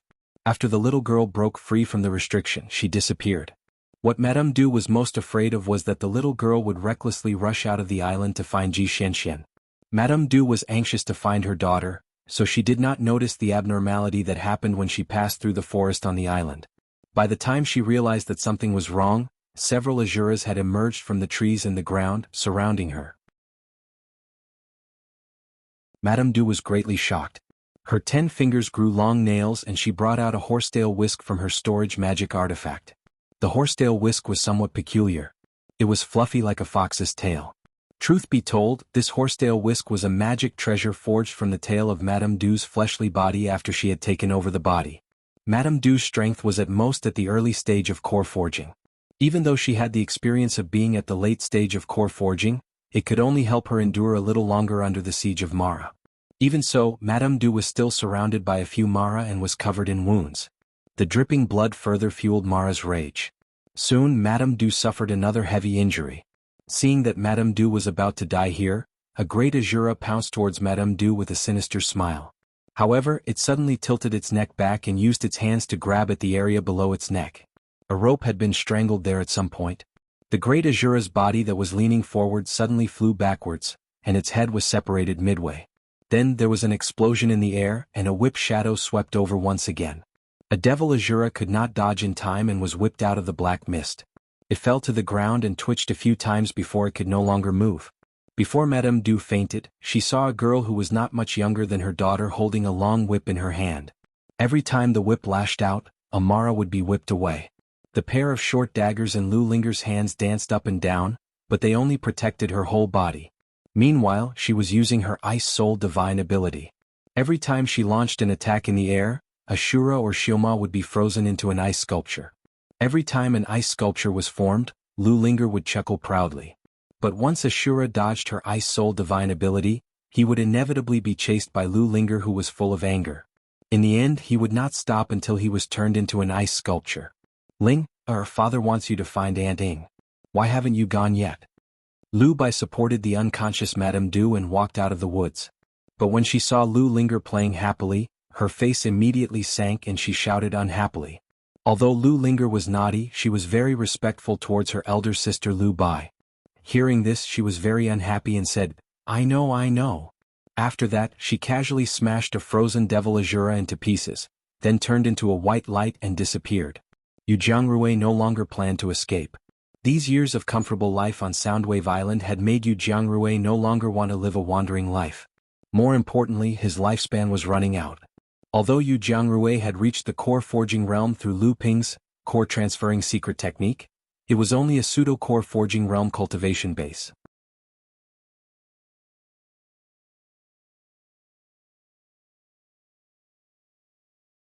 Chapter 1008. Chu Hailan saw with his own eyes that Lu Ping had sent the thin stream sword, the cloud sail and the Linglong wine cauldron through the air, using a technique that only mid-Dharma adepts could master. Also, a foot-long puppet had flown out with them? No, that was a body double. Chu Hailan, who was born and raised in the Green Sea Snakes, was naturally knowledgeable and had heard of the body double technique. It was said that this was one of the highest achievements in the art of puppetry. However, even after Lu Ping had sent out all these powerful treasures and spirit treasures, the blood Shura in front of him was still unable to gain any advantage over Lu Ping. Moreover, as the battle dragged on, Lu Ping seemed to be gaining the upper hand. What kind of monster was this? Even Chu Haitian, the strongest of the 3 generations of Green Sea Snakes adepts, was only as strong as this when he was at the early Dharma stage. The blood Azura was a fire Azura that was rarely seen in the overseas cultivation world. It looked like a fire spirit. Wherever it passed, sparks would be left behind even in the air. It was as if it was going to burn through the space. This fire Shura's innate magical powers were extremely powerful. Since the start of the battle, Lu Ping had seen the fire Shura use at least 5 types of flames. Among them there were 3 heaven-level spiritual fires and 2 high-level mystical fires, not to mention the other low-level fires. Both Lu Ping and Chu Hailan's eyes lit up as they watched. Even the 7 Treasures Thunder Calabash seemed to have sensed something and jumped up and down in the core space. It only calmed down after being slapped hard by the Dharma power of the dragon. Every blood Shura would have an extremely powerful accompanying spiritual treasure after becoming a blood Shura. These accompanying spiritual treasures came in all shapes and sizes, and their effects were often different. The accompanying spiritual treasure in the fire Shura's hand was obviously a treasure that could simulate all kinds of fire seeds in the world. However, Lu Ping's methods were not inferior to this fire Shura's. Although he did not have any handy spiritual treasures or treasures, Lu Ping could use his own magical powers to fight evenly with this fire Shura. It was not that Chu Hailan was unwilling to come out and help Lu Ping, but when Lu Ping arrived at Soundwave Island and found this strange fire Shura, he had the idea of capturing and killing it.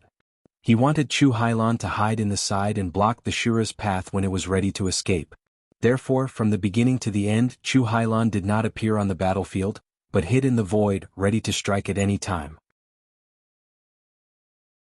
When Chu Hailan saw that Lu Ping had used up all his magic treasures and fought with this Shura with his bare hands, she secretly thought that it was still uncertain whether this guy could subdue the Shura, but he actually dared to ask her to watch from the side.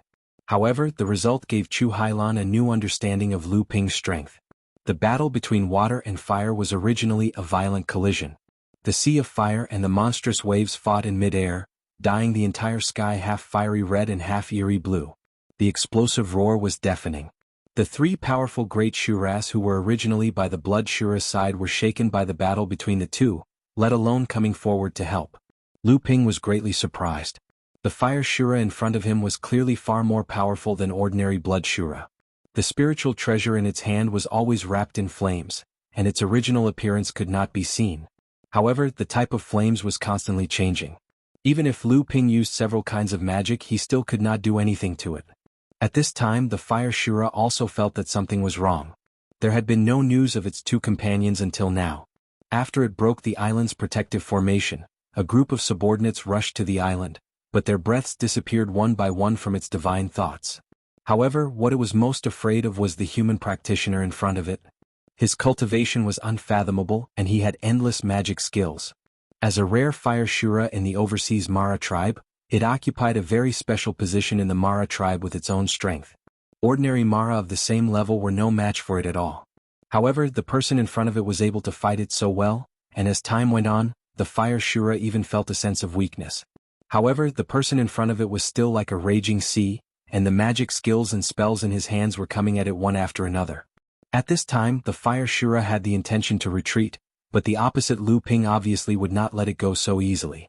Lu Ping first raised his head to create a monstrous spirit wave, and then pushed with one hand. With the help of the blue wave skill, the half of the blue in the sky expanded rapidly, and pressed on the other half of the fiery red sky. Not to be outdone, the fire Shura suddenly lit up a little spark in the void, and then the sparks counterattacked the blue wave skill with the momentum of a prairie fire. The sky was alternating between red and blue, and a large amount of water vapor was evaporating, and then condensed into clouds higher in the sky. The clouds contained boundless spirit wave, and then turned into rain falling down in the sunny sky. However, it benefited the fish, shrimp, seaweed in the sea and the trees and flowers on the island.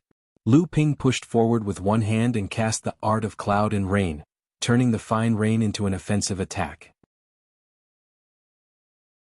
Then he saw a fire tiger roaring through the dense rain and pouncing on Lu Ping.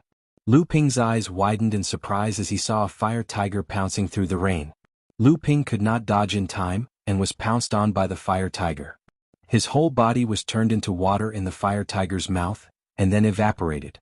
Seeing that things were not going well, the fire Shura turned into a ball of fire and rushed toward the fire tiger. At this time, in the sea of fire formed by the fire Shura, a space door suddenly cracked open. The space that was about to collapse from the fire Shura's innate fire magic could be forcibly torn open by Lu Ping. Both the fire Shura and Chu Hailan, who was hiding at the side, were shocked. Lu Ping stepped out of the space door, and the surrounding flames licked at Lu Ping, but an invisible force spread out with Lu Ping as the center, clearing a distance of 10 feet. The fire Shura ran all the way through the rain curtain formed by the art of traveling through clouds and summoning rain. Its whole body looked a little weak, but when it stepped on the fire tiger, its whole body began to emit green flames again. Suddenly refreshed, it turned around and pounced on Lu Ping again. However, Lu Ping smiled and clenched his open palm tightly. The dark blue field created by Lu Ping where the fire Shura stood, suddenly rolled up waves, and each wave turned into a water sword, stabbing at the fire Shura from all directions. Thousand Snow Sword Art. The fire Shura looked a little panicked at this time. It had already seen that this was a trap set by Lu Ping, whose original purpose was to separate it from the companion spiritual treasure that had turned into the fire tiger. That was why it rushed into the water field created by Lu Ping to meet the fire tiger. However, when it got in, it found that it was another trap. But after meeting the companion spiritual treasure, the fire Shura was obviously much calmer. The fire tiger suddenly stood up and dismembered in mid-air, turning into countless fire ravens, fire scorpions, fire cicadas, fire rats, fire wolves and fire sparrows. They rushed towards the water swords coming from all directions, wiping out the great magic sword art formed by flowing water in an instant. The Fire Shura turned over and wanted to use the same method to fight back against Lu Ping, who had entered the fire field it had created earlier, but found that the flame fortress it had painstakingly created had long been extinguished by the art of traveling through clouds and summoning rain above Lu Ping's head. The Fire Shura was shocked and was about to turn around and retreat, but it noticed that Lu Ping seemed to be moving again. When it turned around, it saw clouds of water gathering from all directions, with Lu Ping as the center, slowly forming a bigger and bigger cloud. The cloud stretched longer and longer until it entered the sea. Waves of seawater were sucked up along the cloud, turning the huge cloud into a real water tornado. After the dazzling changes of Lu Ping's fingers, the water tornado gradually began to twist and spiral. Finally, a head, horns, limbs, tail, and the scales that gradually formed on the surface of the water tornado appeared one by one, finally forming a strange water dragon that was dozens of feet long and 6 feet thick. The water dragon opened its mouth and hissed. A loud roar suddenly burst forth, and the flames around the Fire Shura were extinguished in an instant. Fear appeared on its face, and even Chu Hailan, who was hiding at the side, felt a kind of palpitation at this moment. Fortunately, this feeling passed in a flash, and the huge strange water dragon had already rushed behind the Fire Shura. Lu Ping didn't expect that the combination of the water manipulation scripture and the green Jiaoxi disturbance scripture would be so powerful. As the Fire Azura fled, he activated the spirit treasure in his hand and set up 12 fire walls and fire shields in a row. However, the water Jiao easily broke through all of the 12 fire walls and fire shields. Seeing that the situation was not good, the Fire Shura combined with the companion spiritual treasure in its hand and turned into a rainbow light to escape, but there was a soft snort in its ear, and suddenly there were countless fire snakes in front of it, colliding with the rainbow light. The rainbow light was broken and the Fire Shura staggered out of it, but saw a female practitioner standing in front of it. In the past, although the female practitioner was strong, she was definitely no match for the Fire Shura. But at this moment of life and death, the person in front of it was the last straw to end its life. The huge water dragon rushed over and swallowed the Fire Shura, who could not escape, in one gulp. A fiery red light suddenly rolled down the water dragon's throat. The tens of feet long body of the water dragon began to shrink rapidly, and a large amount of water mist began to evaporate. At the same time, the water dragon's thick waist shrank. And with the consumption of the water dragon itself, the red light in its belly became dimmer and dimmer, until the water dragon was only 3 feet long and 2 feet wide, and there was only a red light the size of a bean left in its belly. Only then did Lu Ping wipe the sweat on his forehead, and let out a long sigh of relief.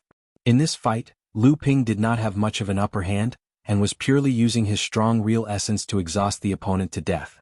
At this time, the real essence in his body was also greatly consumed. But at this moment, Chu Hailan suddenly made a move, and in mid-air, a few feet long flame snake tongue stretched out, shooting towards the red light in the body of the fire dragon.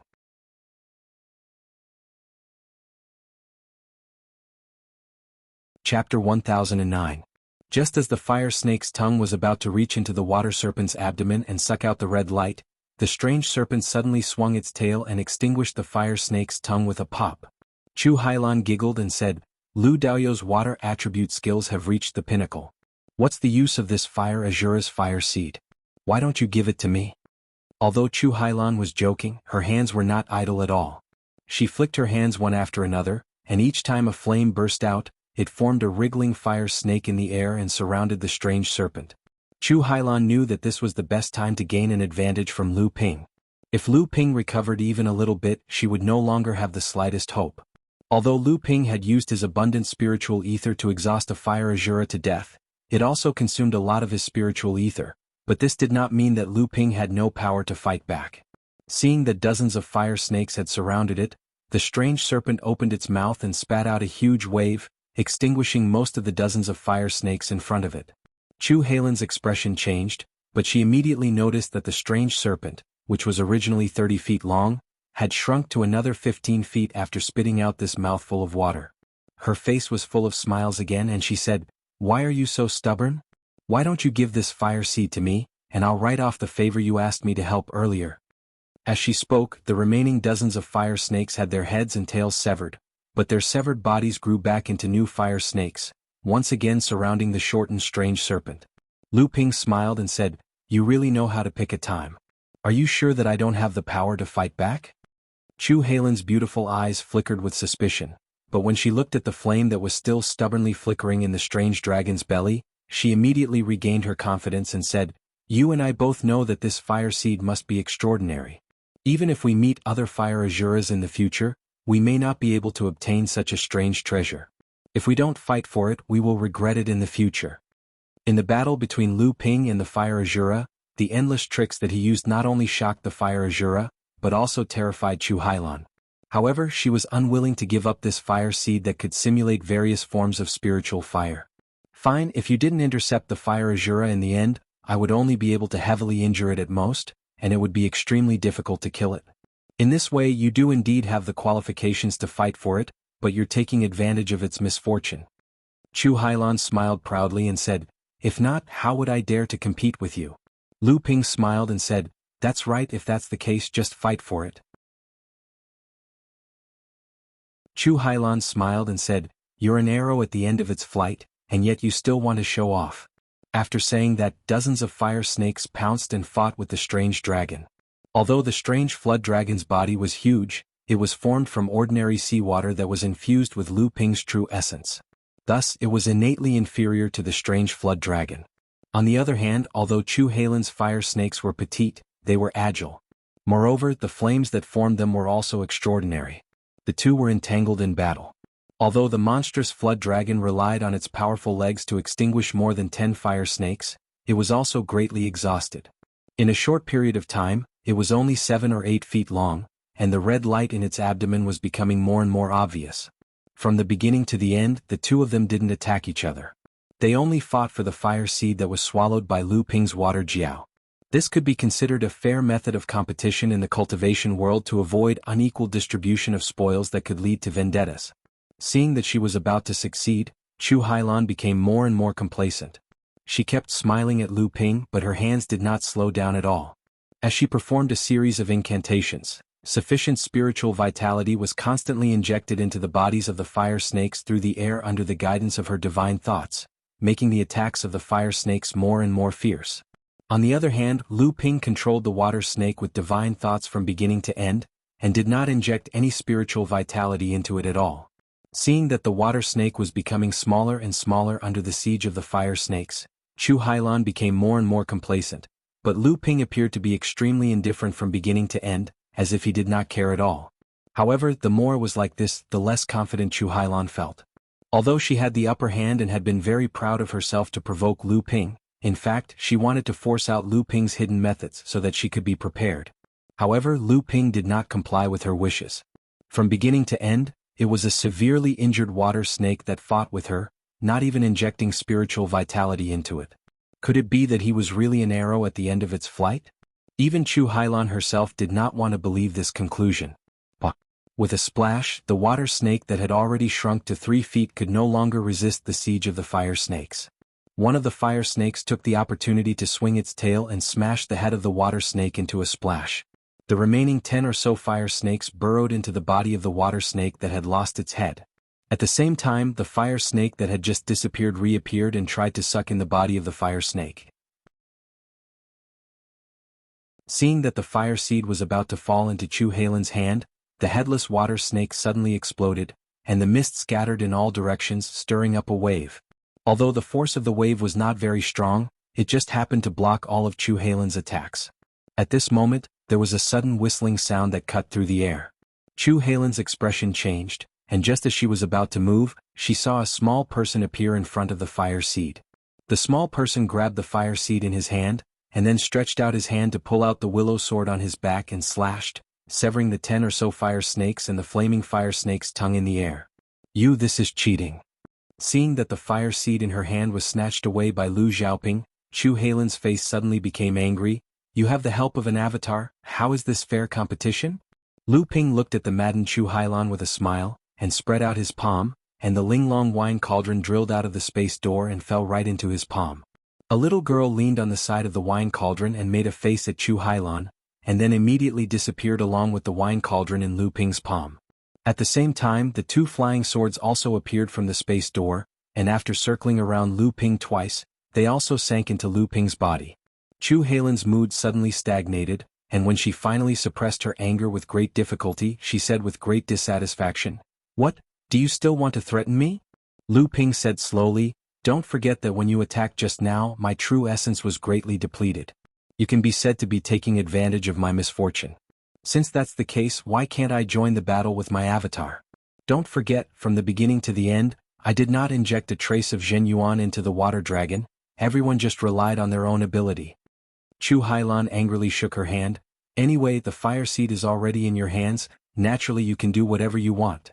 Lu Xiaohai smashed the head of a great Azura with a hammer, and then flew out the other copper hammer, smashing 3 minor repairs Azuras in a row, and looked around but there were no more Azuras in his field of vision. The giant white-fronted tiger raised its head to the sky and roared, causing the entire Soundwave Island to tremble. "Oh, awesome, awesome, oh. Damn Xiaohai, stop shouting, who doesn't know that your voice is the loudest?" Lu Linger covered her ears with her hands, jumped out from the other side of Hearing Waves Island, and shouted at Lu Xiaohai from afar. Her sharp voice could not even cover the roar of the giant white-fronted tiger. Lu Xiaohai's voice was not only louder. Qi Lianying, wearing the golden rock cloud robe, walked behind Lu Linger, and looked at Lu Xiaohai who was waving a pair of huge copper hammers and could not help but laugh. "Is this the white-fronted tiger clan? It seems that these years the number of monster clan followers under him has increased a lot. That shy little girl's background is not simple, right?" DeBeo came out of nowhere and said, "You mean the Peach Blossom little sister? You should have seen her. Do you remember the spirit monster peach tree that boss obtained?" Qi Lianying was surprised. "The spirit monster peach tree? She also transformed? Isn't it said that it is the hardest for spirit monsters to transform?" DeBao proudly patted his chest and said, "Of course I had a fortuitous encounter. Following boss, who among us has less fortuitous encounters? Big Sistering, when have you ever seen a core forging stage spirit-seeking mouse?" Qi Lianying giggled and said, "Other than you, I have not seen a core forging stage spirit-seeking mouse, but I have heard of a blood condensation stage spirit-seeking mouse called Little White." DeBeo's face turned red and he said, "Big Sistering, who did you hear this from?" Then, as if thinking of something, DeBeo gritted his teeth and said, "Yes, it must be the bastard friend of boss Ji Xianxian. Last time this guy actually sneaked into the underground auction of Huangli Island, and saw Little White who had already swallowed the transformation pill hosting the auction. After that, he wanted to take Little White away no matter what. In the end, if I did not invite sister-in-law over, this guy would have succeeded." When Qi Lianying heard DeBeo mention Hu Lily, the smile on her face immediately disappeared. With how smart DeBeo was, he was first-rate in observing people's words and body language. How could he not figure out what Qi Lianying was thinking? It was just that he deliberately said it this way, not without the intention of reminding her. Lu Ping slowly descended from the sky above Soundwave Island, and Qi Lianying stared blankly at Lu Ping. Seeing that the situation was not good, DeBeo hurriedly said, "I will go check the treasury with that guy Wuyan." After saying that, he dived headfirst into the ground and disappeared without a trace.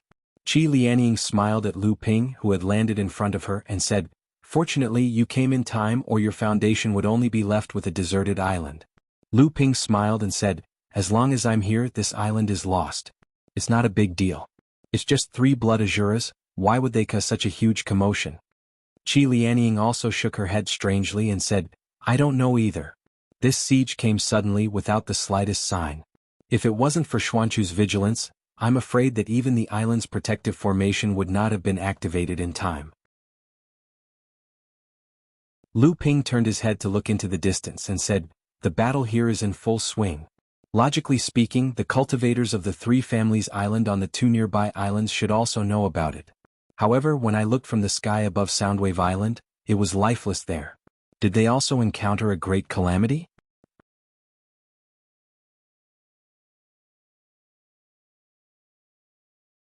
Chapter 10:10. A ray of light flashed and Yin Xianchu descended from it. "How is it?" Lu Ping asked. Yin Xuanchu's expression was ugly. He shook his head and said, "They're all dead. All the cultivators on the island have turned into dried corpses. The spirit veins have disappeared, and their storage artifacts have been shattered. Not a single item containing spiritual qi is left. Many cultivators had lifeless eyes when they died. Clearly they were devoured by a demonic cultivator. Sure enough, it's not just Soundwave Island that's being besieged. Fortunately, Soundwave Island withstood the siege, while the other 2 islands have fallen. Qi Lianying said doubtfully, that's not right. If the other 2 islands were also besieged, Mara's attack on Soundwave Island would have been blocked. They should have come to help. How come? Lu Ping had a bad feeling in his heart. He suddenly raised his head and said, the middle-sized spirit stone vein on the nameless island is most likely dead. Qi Lianying said, I'll send someone to investigate. Lu Ping stretched out a hand to stop them and said, both of you are injured. Besides, if the spirit stone mine on the nameless island is really occupied by Mo Luo, the rest of us will only be courting death if we go there. Let's heal our injuries first. Lu Ping whistled toward the forest in the distance. A green luan soared into the sky and flew out of Soundwave Island toward the nameless island in the west. Not far away, Wuyin, Hongying, Yibuki, Madame Du and her daughter Du Jiawei all came to greet Lu Ping. Lu Ping encouraged them one by one and arranged for them to first restore the island's protective formation. Then he counted the losses and comforted and compensated the families of the injured and fallen cultivators. Yin Xianchu had already disappeared after getting some healing pills from Lu Ping. Lu Ping and Qi Lianying returned to the cave residence that Qi Lianying had always kept for Lu Ping. Lu Ping's cave abode was the source of the entire spirit vein on Tingtao Island. Now, the density of the spirit qi here was close to that of a mid-sized spirit vein, which was obviously the result of Qi Lianying's painstaking efforts. Lu Ping looked at Qi Lianying's delicate face. He didn't know what it looked like under the seal. He sighed and said, you are still injured. Rest for a while. You will be in charge of everything on this island. I won't be staying here for long. Qi Lianying's face darkened. These injuries are nothing. With the protection of your Dharma treasure, I didn't get injured again.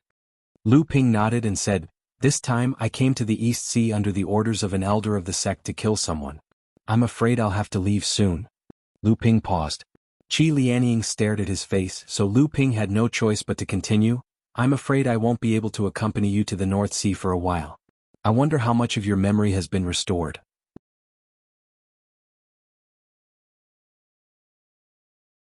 Everyone's hearts sank. Lu Ping frowned and said, how can the Northern Alliance be so weak? Half of the islands have been taken down. How is this the performance of a large sect? Mara's large-scale northward is not aimed at the Northern Alliance. As long as the island's protective matrix is strong, I think Mara will not delay his purpose of moving north because of attacking these islands. How can they suffer so many casualties?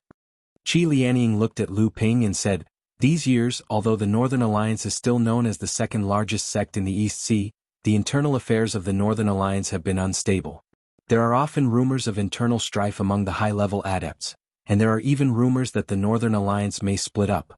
The subordinate forces of the Northern Alliance have also formed their own cliques and are in a state of disunity. This time they have suffered such heavy losses. Lu Ping did not dare to believe it. The existence of the Northern Alliance in the East Sea was a sect with a long history. How could it have fallen to such a state in just a few hundred years? Lu Ping turned to look at Yin Xianchu. Yin Xianchu said, I have news from the Overturned Sea sect.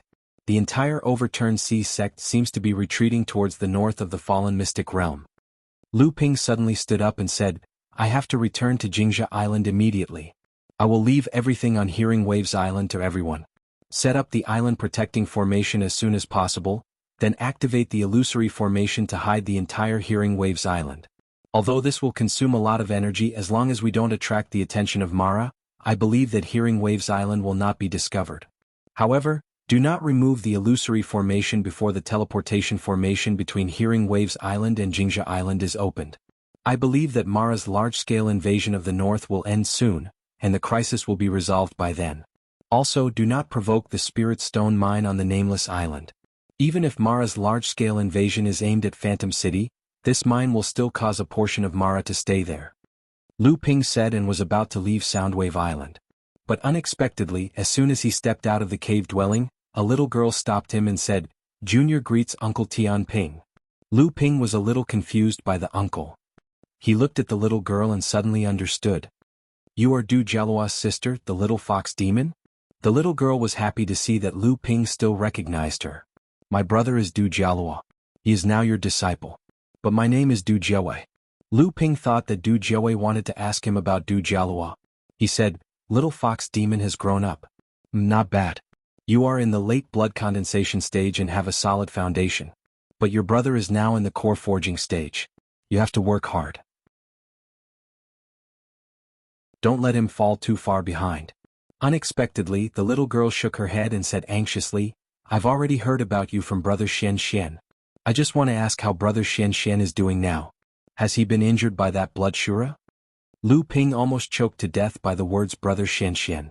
He finally suppressed the churning in his stomach. When he turned around, he saw that Yin Xianchu, Qi Lianying, and the others all had strange expressions on their faces. He cursed Xian Xian in his heart. But he still said in a pleasant tone, Don't worry. That guy's life is very tough. He won't die. He will be back after a while. Seeing that Du Jiawei had left happily, Lu Ping waved at everyone and disappeared in a flash. When Lu Ping left Soundwave Island, Lu Qiner let out a long cry and circled the island twice. Seeing that the island's protective formation had been reactivated, it slowly turned transparent. The entire island was hidden from the sea. Only then did it carry Lu Ping in the direction of Jingzhi Island. Chu Hailan was temporarily left behind by Lu Ping on Soundwave Island. When Lu Ping flew over Nameless Island, he suddenly sensed Jade Shura's aura. Both sides retreated as soon as their consciousnesses came into contact. They seemed to be afraid of each other but also seemed to have their own motives. They did not want to fight each other at this time. Lu Ping sat cross-legged on Lu Qiner's back, holding a formation plate in his hand. His inner yuan communicated with the power of space and slowly poured into the plate. There was another similar plate on Soundwave Island. This was a pair of teleportation matrices that were connected to each other. On the way to Jingzhi Island, Lu Ping had to use the power of space to communicate with the matrices in his hand at all times. Only then would he be able to set up a teleportation matrix that connected the two matrices. This was the method of setting up a teleportation matrix. At the same time, it was the reason why a treasure ship was needed to set up a teleportation matrix from the overseas training world to the Central Plains. To set up a teleportation matrix, one had to personally experience the journey from the overseas training world to the Central Plains. Along the way, one had to use the inner yuan of a Dharma adept to communicate with the power of space. Only then would it be possible to set up a teleportation matrix that connected the two.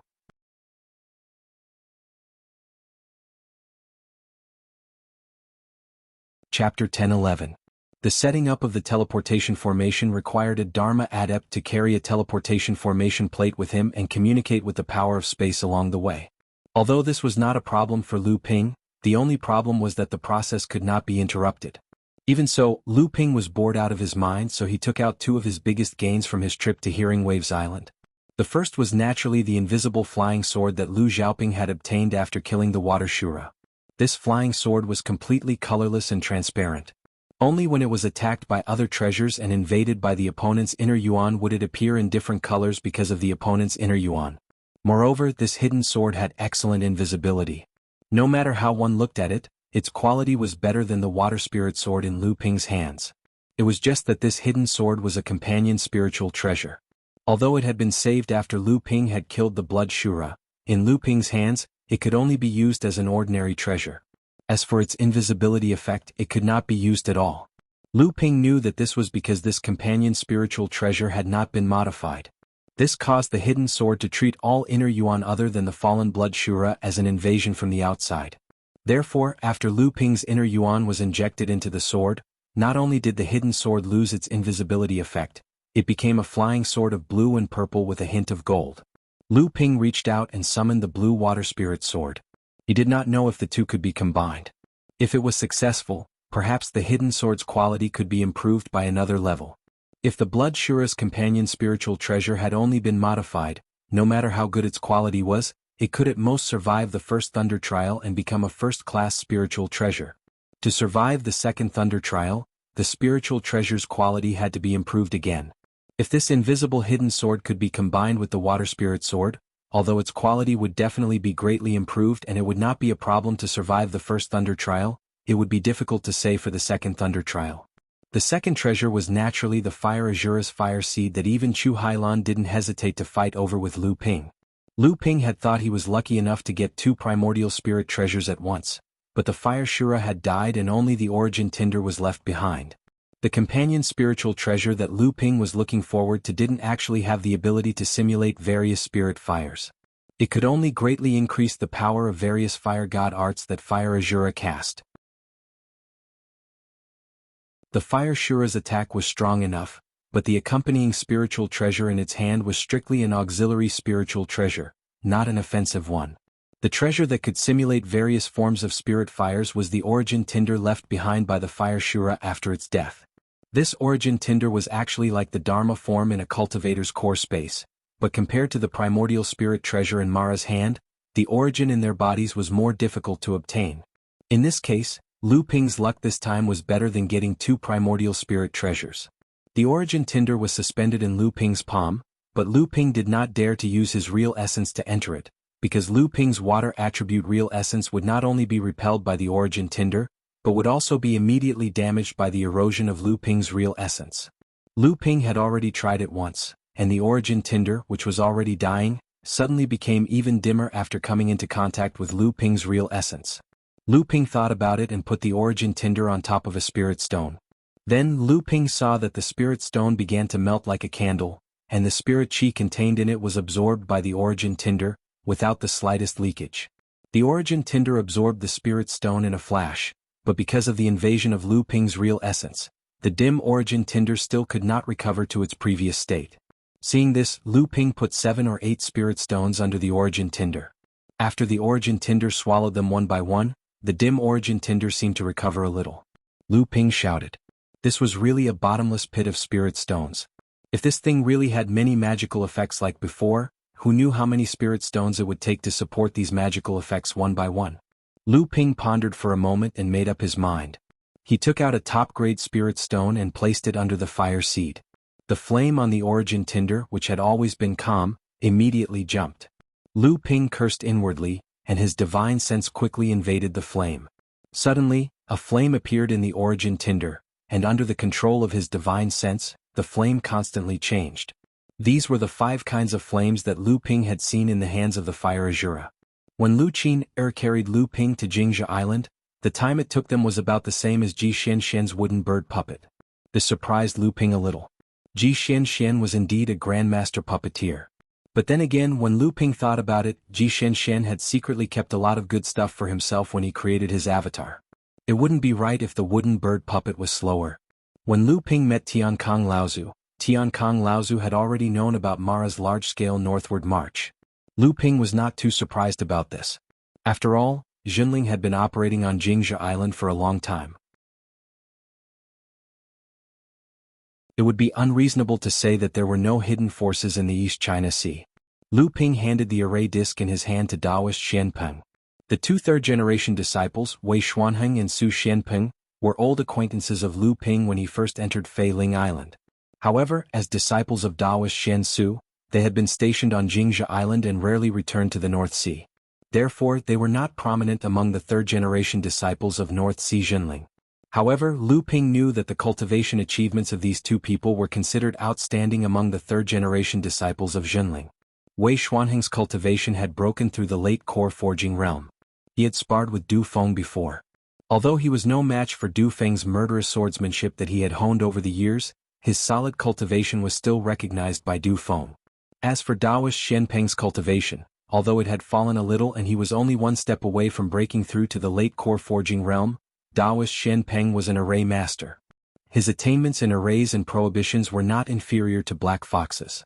It was only because Jianghu Island was isolated in the East China Sea that the island's protective array formation needed him to guard it. That was why he had been staying on Jianghu Island all this time. Otherwise, with Taoist Xianpeng's attainments in arrays, he would have been sent back to repair the treasure ship long ago.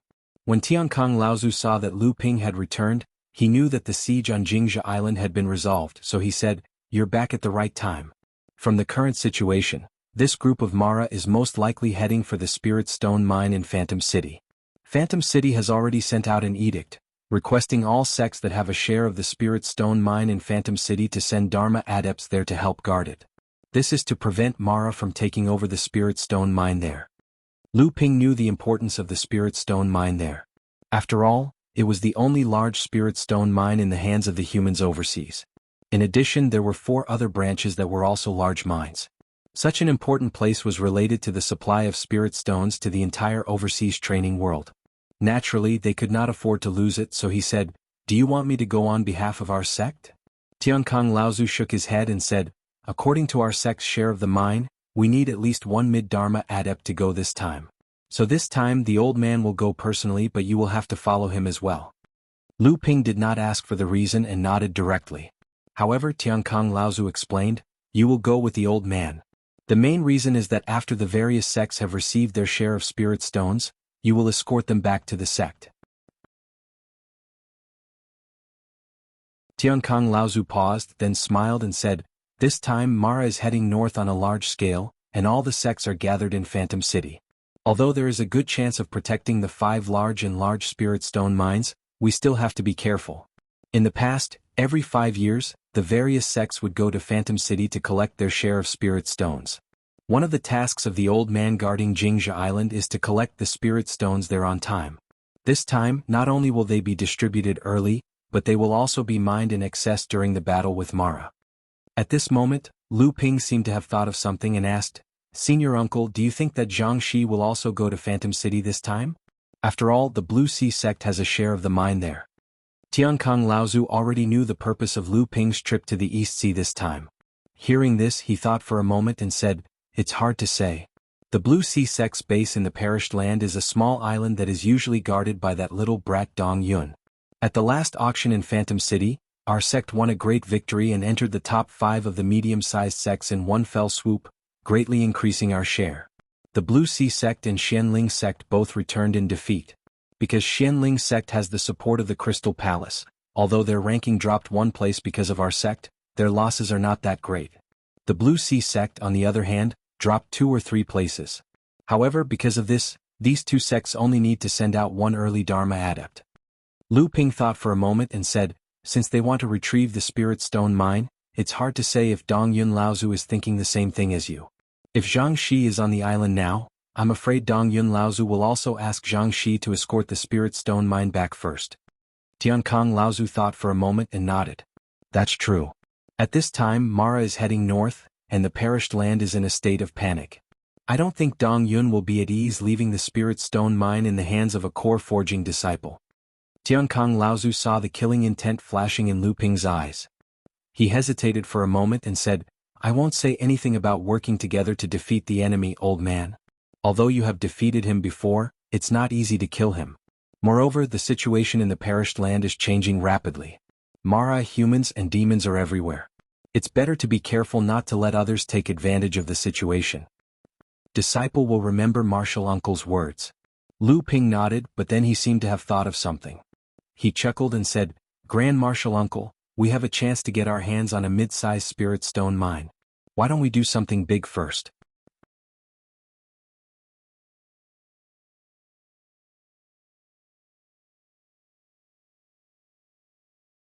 Chapter 10-12.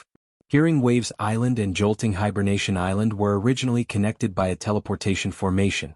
However, when Mara besieged Hearing Waves Island, he used the power of space to temporarily isolate the 2 teleportation formations. This was also a common method used by the 2 sides when they fought. First, they had to cut off the other side's reinforcements and escape routes. After Hearing Waves Island was breached, the teleportation formation was immediately destroyed, so Lu Ping had no choice but to reconnect the 2 teleportation formations. This time, Lu Ping's teleportation formation was clearly much better than the previous one. Previously, it was only a small teleportation formation, similar to the teleportation formation at the bottom of the sea outside Huanyu Island. It could only teleport 1 person at a time. This time, the number of people that could be teleported each time was increased. This way, even if Hearing Waves Island was in danger again, it would not be easy to isolate the teleportation formation again. Rumble. Under Daoist Shenpeng's control, the teleportation formation connected to Hearing Waves Island was finally opened. However, the moment the teleportation formation was opened, the entire teleportation formation plate was already suffused with the light of teleportation. Everyone was puzzled. Who was so impatient? Could it be that something happened on Hearing Waves Island again?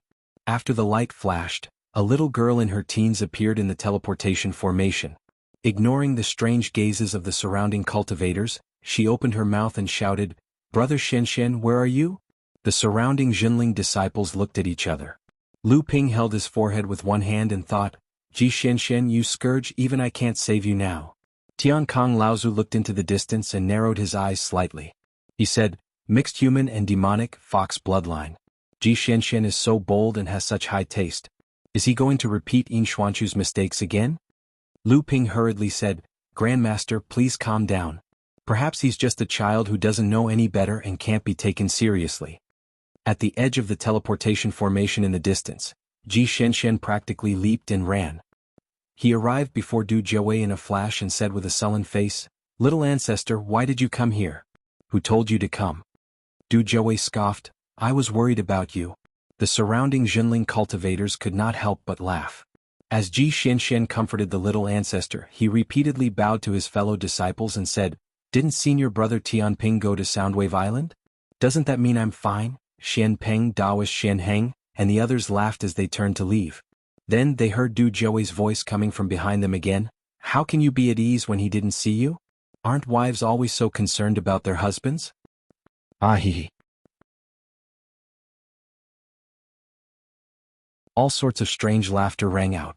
Even Ji Shenshen, who had always been thick-skinned, couldn't help but turn red at this moment. Let's go, let's go. I'll bring you back first. We can use the teleportation formation to leave. He knew Du Jiawei's identity and didn't dare to cause any trouble here. However, he heard Du Jiawei shake her head and say, No, I want to play here. This place is even bigger and more beautiful than Soundwave Island. Tiankong Laozu's cold snort exploded in their ears. Not only Du Jiawei, even Ji Shenshen was shocked. When Du Jiawei looked around in confusion, Ji Xuanxuan's face turned green. He dragged the little ancestor to the teleportation formation. After a flash of white light, the two of them were already heading towards Soundwave Island. Lu Ping saw Tiankong Laozu's ugly expression and cautiously said, It's just a child playing around. Martial granduncle doesn't have to mind. Tiankong Laozu glanced at Lu Ping and said, Old man isn't blind yet. Why are there all sorts of people on that island of yours? You even have a bunch of demonic pets under your command. Aren't you afraid that one day someone will come looking for trouble? Lu Ping saw that the flames of war had implicated him and hurriedly smiled awkwardly without saying a word. Tiankong Laozu didn't pursue the matter further. Instead he asked, You just said there's a medium-sized spirit stone vein? The East Sea Mara's large-scale march north had not only exceeded the expectations of the large and small sects of the East Sea, but even a colossus like the Northern Alliance had suffered heavy losses. At this time, almost all the sects of the East Sea had begun to gather their forces in Phantom City, preparing to resist the upcoming Mara army. After Mara passed through, the original large and small forces were either wiped out or driven away. Under the situation where the Northern Alliance was unable to recover, there was a huge gap in power. Originally, under the pressure of Mara's calamity, the major sects didn't have the heart to care about such a gap. However, the North Sea's cultivation world was an exception. Perhaps it was an extra favor from God for the North Sea's impoverished cultivation world. This time, the North Sea's calamity of Mara's calamity had been heavily damaged by the combined forces of the human and demon clans, alleviating the situation of the entire North Sea's cultivation world. After that, although Mara made a comeback, the momentum was no longer the same as before. If it had been any other sect, it would have been fine, as there was simply no spare manpower to send to the East Sea. However, this was not the case for Jinling. Including Xianglu Laozu, Jinling had 16 Dharma adepts on the surface. Just in terms of numbers, they were already no weaker than an ordinary large sect. Furthermore, all the Dharma adepts of Jinling knew that on Huangli Island, Lu Ping had also hidden a famous killer, Lei Laolu, who had just entered the Dharma stage. Before this person had entered the Dharma stage, he was already no weaker than the direct disciples of the major sections. No one knew how strong he was now, but people like Tian Shu and Tianxin Laozu were definitely no match for him. With so many Dharma adepts, even though almost all of them had their own duties, if Jinling squeezed for a while, perhaps 1 or 2 Dharma adepts could be freed up to help out. Hearing that Lu Ping wanted to plot against the mid-sized spirit stone mine on the Nameless Island, although Tiankong Laozu did not agree on the spot, Lu Ping could still see that the old man was already tempted. The older generation of North Sea adepts had experienced the hardships of lacking spirit stones and spirit veins during their training. Almost no one could resist the temptation of a spirit stone mine. However, Lu Ping also told Tiankong Laozu about the fact that there was a Jade Shura guarding the spirit stone mine. If there was a Jade Shura, then there would definitely be a Blood Mara among her subordinates. It was just that the number of Mara subordinates had yet to be investigated. Lu Ping would definitely not be able to do this alone. Even with the help of Tiankong Laozu and his mountain-splitting axe, he might not be able to do it. However, what would happen next was not something that Lu Ping should worry about. Tiankang Laozu would naturally communicate with the sect and plan everything. However, it would not take too long. After all, although Phantom City had set up layers of traps in the fallen mystery land to weaken the power of Mara's army, and Jingshi Island was not on the route of Mara's army, it would not take too long. If Mara's army really did arrive at Phantom City, then Tiankang Laozu would also have to rush over to defend it. After all, Jinling had a lot of benefits there. In a secret room on Jingshi Island, Tiankang Laozu was already busy planning the Spirit Stone mine. Therefore, most of the spirit veins on the island had been drawn into Lu Ping's secret room. The battle with the Fire Shura was the most exhausting battle that Lu Ping had ever had. The inner yuan in his body had not yet fully recovered. Taking advantage of this time, Lu Ping could seize the time to train. Lu Ping took out the Linglong wine cauldron. The essence of the fallen water Shura came out and was quickly subdued by Lu Ping's inner yuan. He began to refine it. Ever since Lu Ping had advanced to the Dharma stage on Fei Ling Island, he had not put his heart and soul into training. Even so, in these few years the Dragon Dharma power in Lu Ping's core space had grown by 2 or 3 feet, reaching a length of 7 or 8 feet. If other Dharma adepts knew about this, they would definitely say that it was impossible. In fact, even Lu Ping himself felt that it was a little unbelievable. However, when he saw the pure Yang pearl that the Dragon Dharma power had been refining every day, and the pure Yang essence that was hidden in the Dharma power's auspicious cloud, which had shrunk to half its original size, Lu Ping seemed to have found the reason. With the refinement of this essence, the inner yuan in Lu Ping's body did not completely recover. Even the Dragon Dharma power in his core space seemed to have grown by 2 inches. However, more of the essence was absorbed by the natal gentian formation that surrounded the Dragon Dharma power. Only a very small part of this essence was beneficial to Lu Ping's training. The rest was extremely helpful in improving the quality of treasures of the same element. On top of the 9th-ranked white jade lotus in his core space, there was a huge horn floating. This mysterious horn was something that Lu Ping had found in the deepest part of the West Wilderness Lake of the Sage Fallen. Lu Ping instinctively felt that this horn was very important. Although he had wanted Qin Lian to refine it into a treasure that he could use, after Lu Ping had advanced to the Dharma power stage, the Dragon Dharma power had directly taken possession of this item. Every time the Dragon Dharma power got tired of playing with the pure Yang pearl in his core space, it would land on the white jade lotus to rest.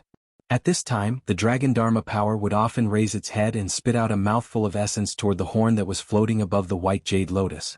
This essence seemed to be refining the horn, but it also seemed to be sculpting it. In short, after a few years the originally thick horn had shrunk by 1/3. However, the surface of the horn had become more and more lustrous.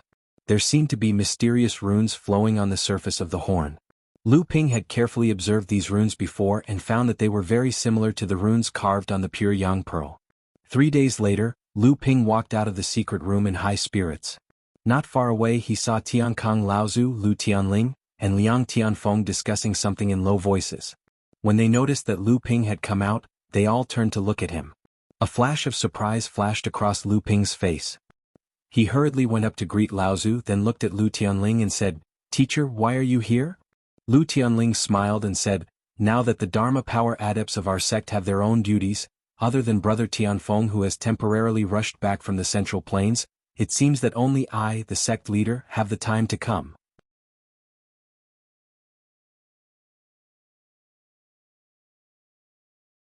Chapter 10:13. Yin Shenshu was disheveled as he flew in the air. However, no matter how he used his concealment technique, the wind Azura behind him was always able to detect his tracks and quickly caught up to him. After this, he would go into seclusion.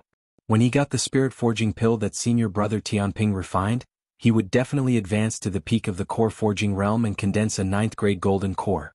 Yin Shenshu made up his mind as he fled. He had suffered enough because of his insufficient cultivation, but he never thought that he would always provoke an existence that far surpassed his cultivation. Seeing that he was about to be caught again, Yin Shenshu had no choice but to say, "All right, this time it's up to you." The wind Azura obviously had the idea of capturing him alive. Seeing that he was unable to escape, it immediately went forward to grab Yin Xuanchu's shoulder. Unexpectedly, at this moment, a little person about a foot tall suddenly appeared on Yin Xuanchu's shoulder. He grinned at the wind Azura and pulled his right hand behind him. A 5-inch wooden sword was immediately unsheathed and slashed at the wind Azura's outstretched claw. There was a loud boom. Unexpectedly, the wind Azura let out a strange cry and suddenly withdrew his hand, only to find that one of his hands had already been pierced. When he looked up, Yin Xianchu had already taken the opportunity to escape. Lu Ping was discussing the situation of the East Sea with Tian Kong and Tian Ling when a decree suddenly appeared out of nowhere. Tian Kong Laozu held the decree in his hand and couldn't help but frown. He said, Mara's army came very aggressively. The various forces of Phantom City set up 7 lines of defense on the path that Mara's army must pass through, but in just a few days 4 of them have been broken through. They suffered heavy losses, and 2 Dharma adepts could not escape at the last moment and have already fallen. Lu Tianling's expression was also very ugly. Is Phantom City urging Uncle Master to go and participate in the defense again? Old Ancestor Heavenly Kong said, That's right, the other party only gave us 3 days' time. Now the cultivators of all the big sects in South Sea have already arrived one after another. If we are late instead, we will be criticized by others instead. Furthermore, when Illusionary Spirit City renegotiated the distribution of the sects previously, our sect's sudden rise had offended numerous sections. When the time comes, it's hard to guarantee that these sects won't hit us while we're down and settle the score later. Just as old ancestor Tian Kang's voice landed, a sound transmission spell sword also passed through the island's protective formation. Lu Ping's divine will stirred and he stretched his hand out towards the spell sword. The spell sword then landed in his hand. Although there were several Dharma adepts on Hearing Wave Island now, as a precaution, they had also activated an illusory array like Hearing Wave Island. It was not easy for adepts below the Dharma stage to discover Jolting Hibernating Island on the sea unless they had special secret techniques. After Lu Ping finished reading, he handed the sound-transmitting sword to Lu Tianling and said, Things are not good. Xian Chu sent news that the Nameless Island not only has a Jade Shura guarding it, but there are also 4 Blood Mara subordinates. One is a Wind Shura, one is an Ice Shura, one is a Water Shura, and one is a Blood Demon. In addition, there are also dozens of big Mara and there are many small Mara. On the side, Tian Kong Laozu snorted coldly and said, What, that little bastard Xian Chu is not willing to send the news himself? Must he use a sound-transmitting sword? Lu Ping laughed bitterly to himself and said, Wouldn't it be faster to send the news this way?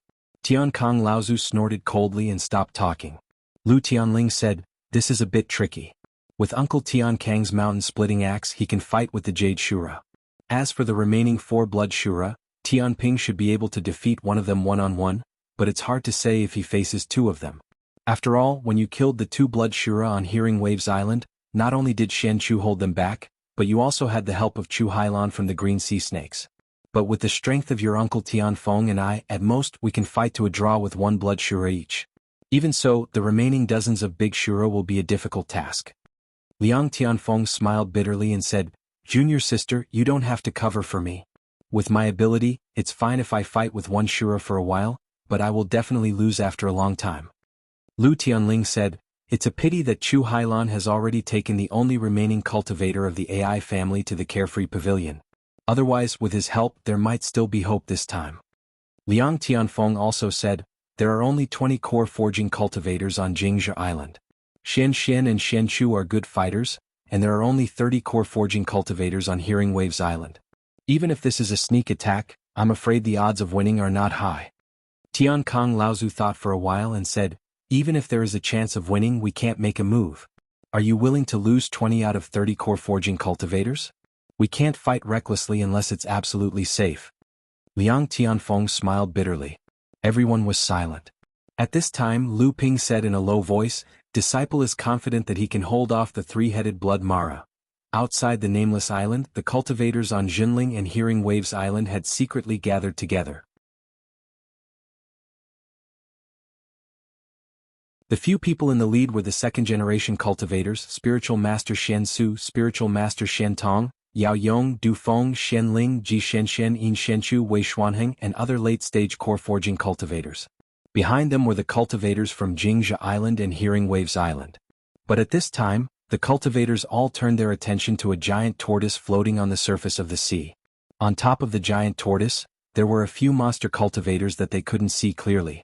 Aside from the giant tortoise, the chubby young man and the young girl dressed in cyan and red clothes, who Yao Yong and the others recognized as Lu Qin, De Gui De Bao and Lu Ping's mount, the others looked to be around 14 or 15 years old. None of them knew who they were. Especially the 4 with the highest strength.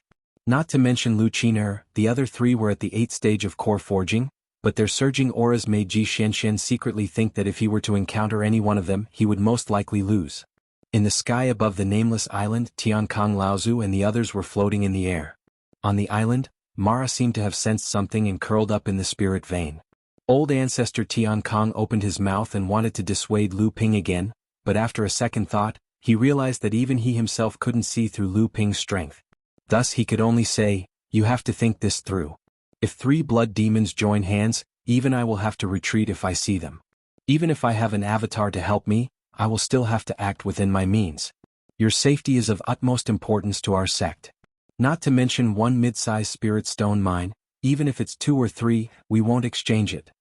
Lu Ping was touched and said, "Don't worry, martial uncle, I understand." Lu Tianling knew that his disciple always planned before he acted, and would never do something he wasn't sure of. Although he was surprised that his disciple had grown so much, he still said, "In that case we have a chance of winning this time. I have the Thunder Spirit Whip, so I'll deal with the remaining Blood Shura. This way, senior brother Tianfeng can free up his hands to kill the late-stage core forging Big Mara first, and then help me break the stalemate." Seeing Liang Tianfeng nod, Lu Tianling continued to make arrangements. "This time, we're only going for the Spirit Stone vein. If you can expel the Mara inside, don't kill it so as to avoid unnecessary casualties." Tiankong Laozu took out the mountain-splitting axe, and the aura that he restrained suddenly surged toward the nameless island under his feet. He let out a long roar, and an unparalleled power with a strong sense of provocation rolled toward the Jade Shura hiding in the Spirit Stone vein. A roar that didn't want to be outdone sounded from underground, and the wind and clouds surged in the sky.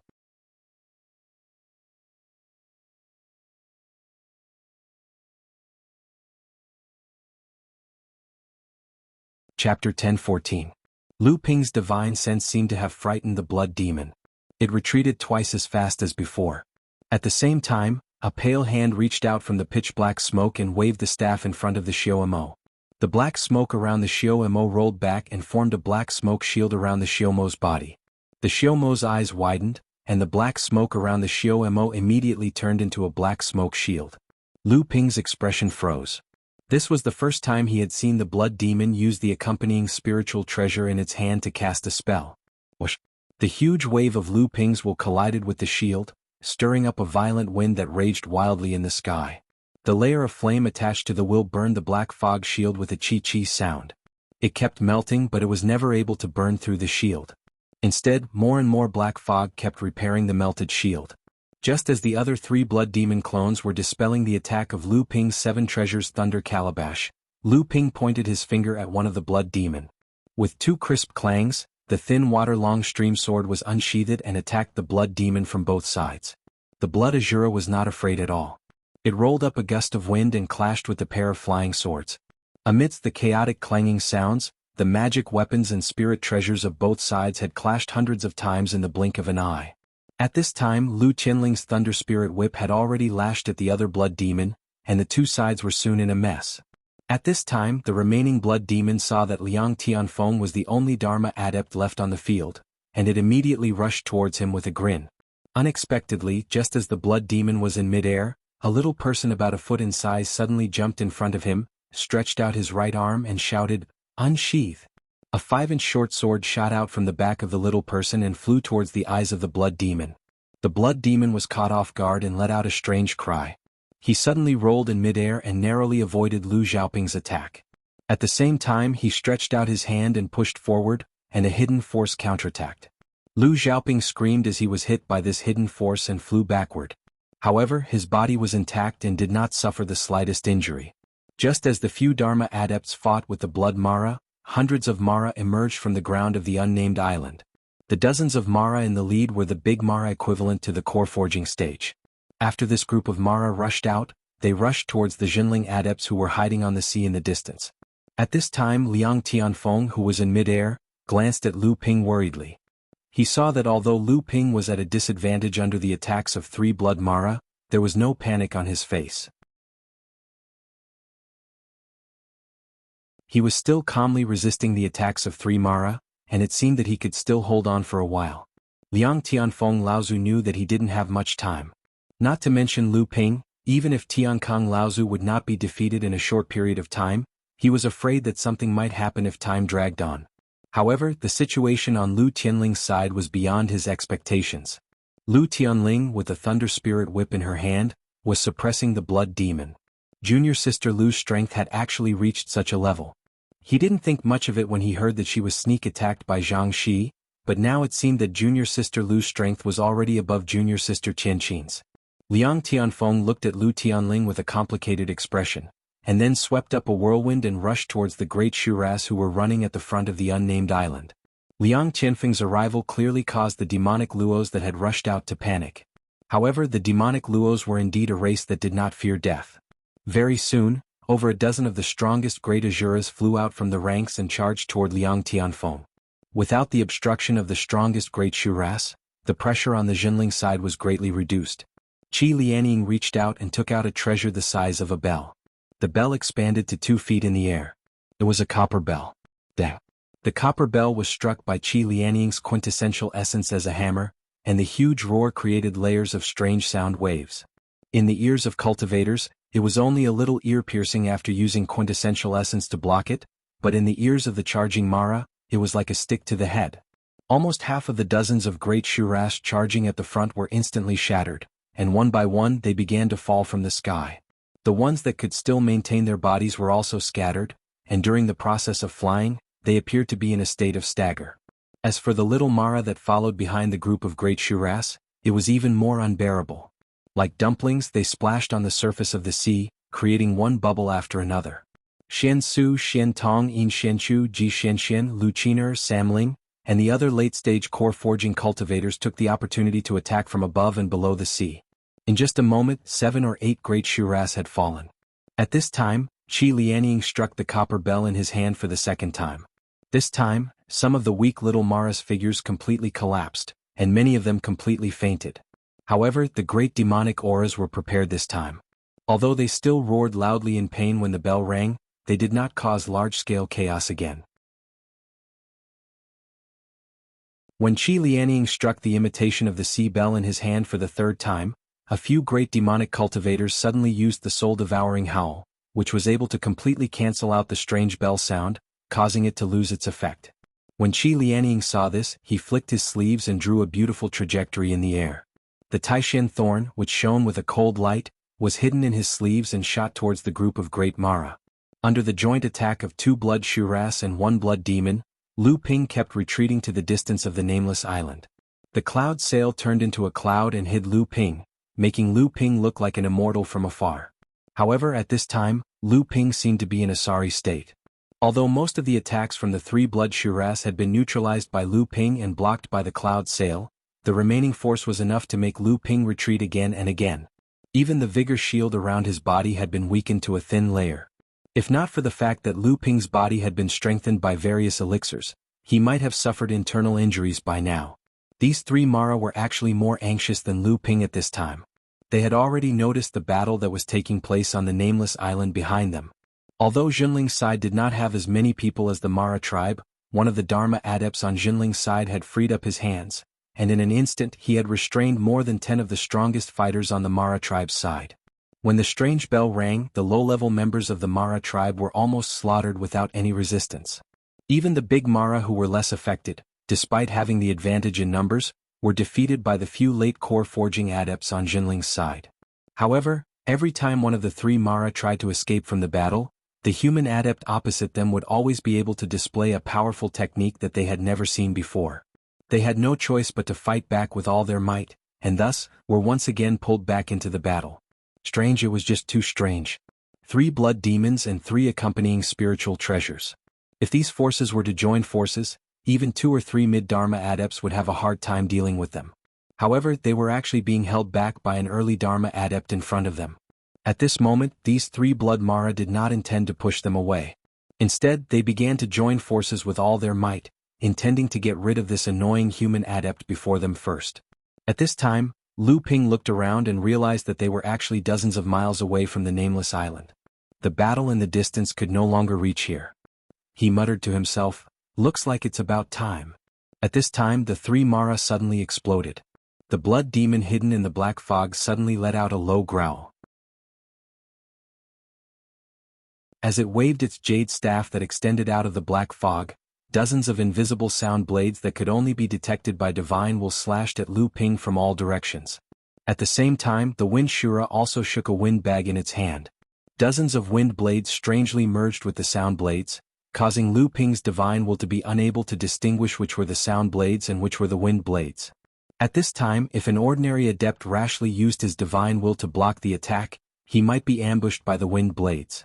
If he only focused on blocking the wind blades, then the sound blades would have an opportunity to strike. As the Wind Shura was coordinating with the Blood Demon to attack, the body of the remaining Ice Shura began melting rapidly. While Lu Ping was still in a state of shock, a massive ice palace had taken shape in mid-air. The massive palace enveloped Lu Ping and the three Mara. Everything within the palace was carved out of ice and snow. A chilling power condensed within the palace and Lu Ping felt as though his breathing was about to freeze. Every move he made became stiff. As for the wind blades and sound blades, they became even more untraceable under the cover of ice and snow. This was originally an exquisite cooperation between the Mara. Although they did not know how many unknown tricks the person in front of them had up his sleeves, when the three Mara joined forces to besiege him, even someone as powerful as Lu Ping could not help but show a hint of solemnity on his face. A milky white halo suddenly flickered under Lu Ping's feet, and a huge 9th-grade white jade lotus slowly bloomed in the sky. As the lotus bloomed, the boundless auspicious clouds spread out in all directions at the same time. When the white jade lotus bloomed under Lu Ping's feet, the boundless sea of flowers began to appear in mid-air due to the spirit energy that gathered. Countless spirit energy petals began to fall from the sky. Although dozens of powerful sound blades and wind blades eventually shattered the outermost layer of auspicious clouds, they were knocked down by the countless falling petals of the white jade lotus. The Ice Shura was holding an ice ball that shone with a chilling light in its hand. It slowly condensed from the center of the ice palace. The chilling ice palace became even colder, as though the boundless sea of spirit energy flowers was about to wither in the bitter cold. However, 4 cold stars suddenly shot out from Lu Ping's body, almost sealing off the space where the Ice Shura could dodge. The Ice Shura let out a sound that sounded like a sneer and disappeared from the ice palace. When it reappeared, it was already on the other side of the ice palace. In this ice palace it was the master. However, at that moment, it saw 4 more cold stars shooting out from Lu Ping's body. This time it was not aimed at it but at the Wind Shura. This time, it saw clearly that the 4 cold stars were actually 4 sparkling and translucent pearls. However, at that moment, another 4 cold stars shot out from Lu Ping's body toward the Blood Devil. This time, not only the Ice Shura but the Wind Shura and the Blood Devil also felt that something was wrong.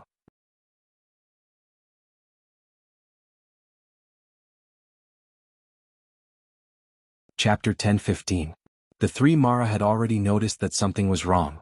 Although Lu Ping had initially used the 12 crystal clear pearls as a means of attack, after the 3 Mara dodged them, the 12 pearls strangely floated around them, forming a vague circle that surrounded the 3 Mara. The 3 Mara turned around and was about to escape the circle formed by the 12 gentian pearls when they heard Lu Ping say coldly, "Since you've come in, how can you leave so easily?" The white jade lotus under Lu Ping's feet shone brightly, and countless runes flowed on each petal, gradually forming a huge formation. This formation resonated with the 12 gentian pearls around it, forming a huge space in the ice hall that was covered in blue light, imprisoning the 3 Mara within the gentian.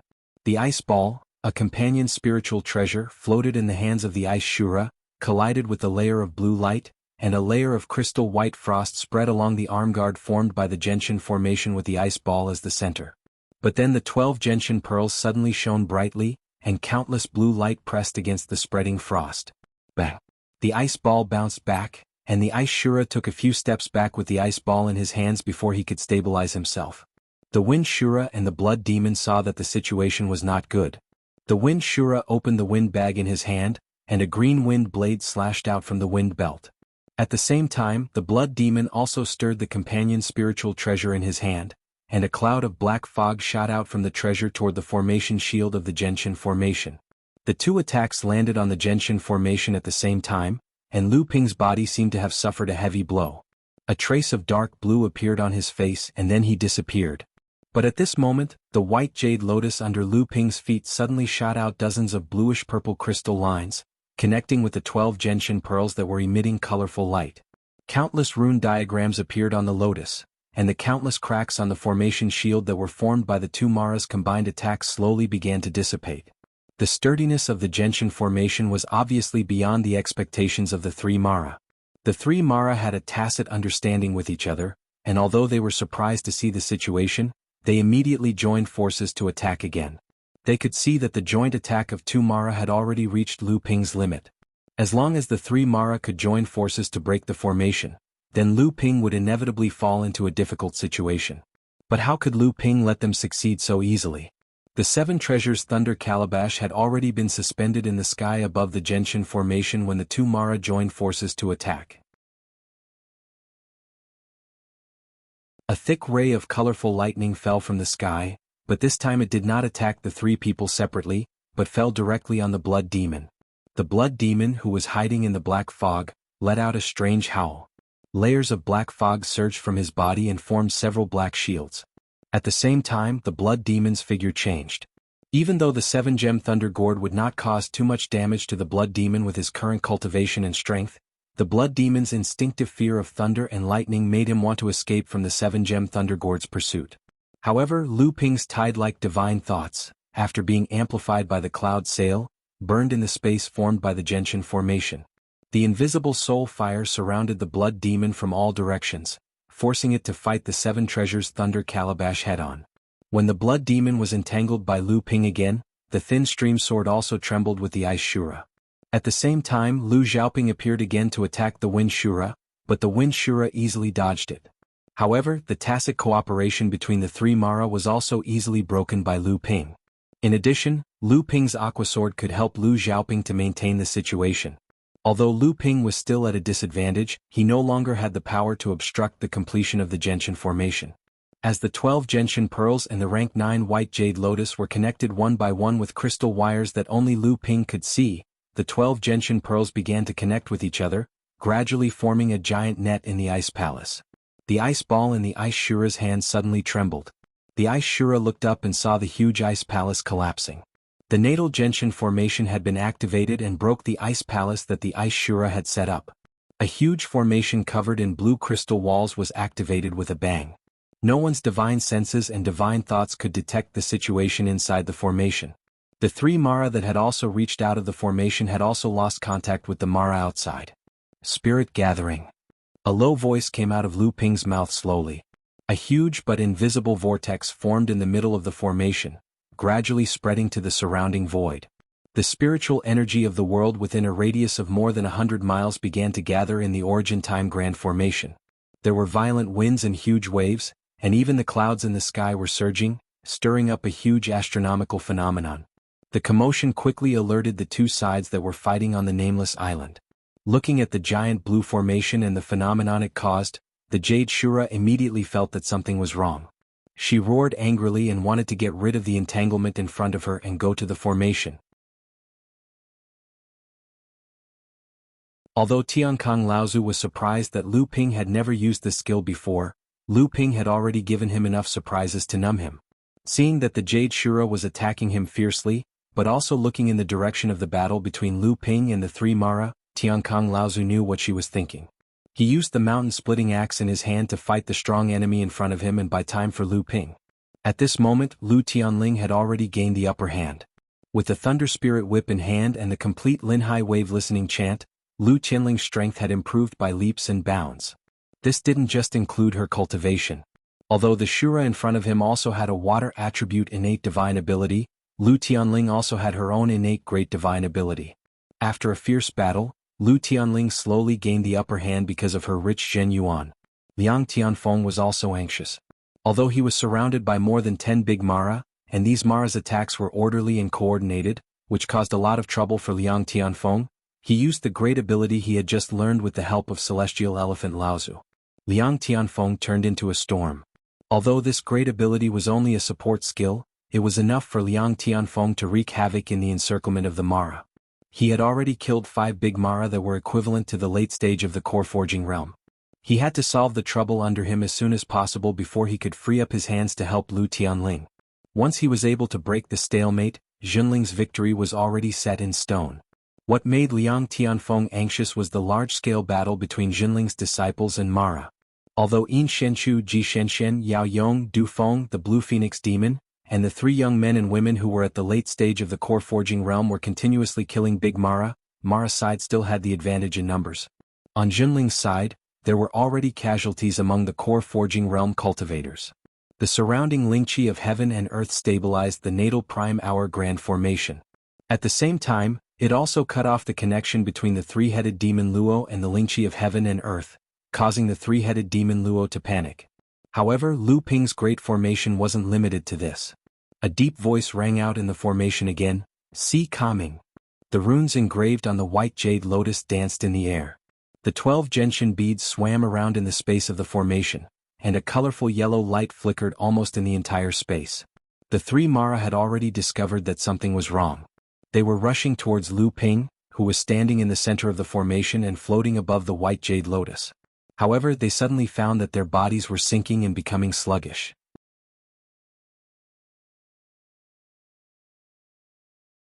It was as if they were walking in the deep sea. Not only did they have to overcome the unparalleled pressure of the sea, but they also had to overcome the obstruction of the water. Their speed inevitably slowed down.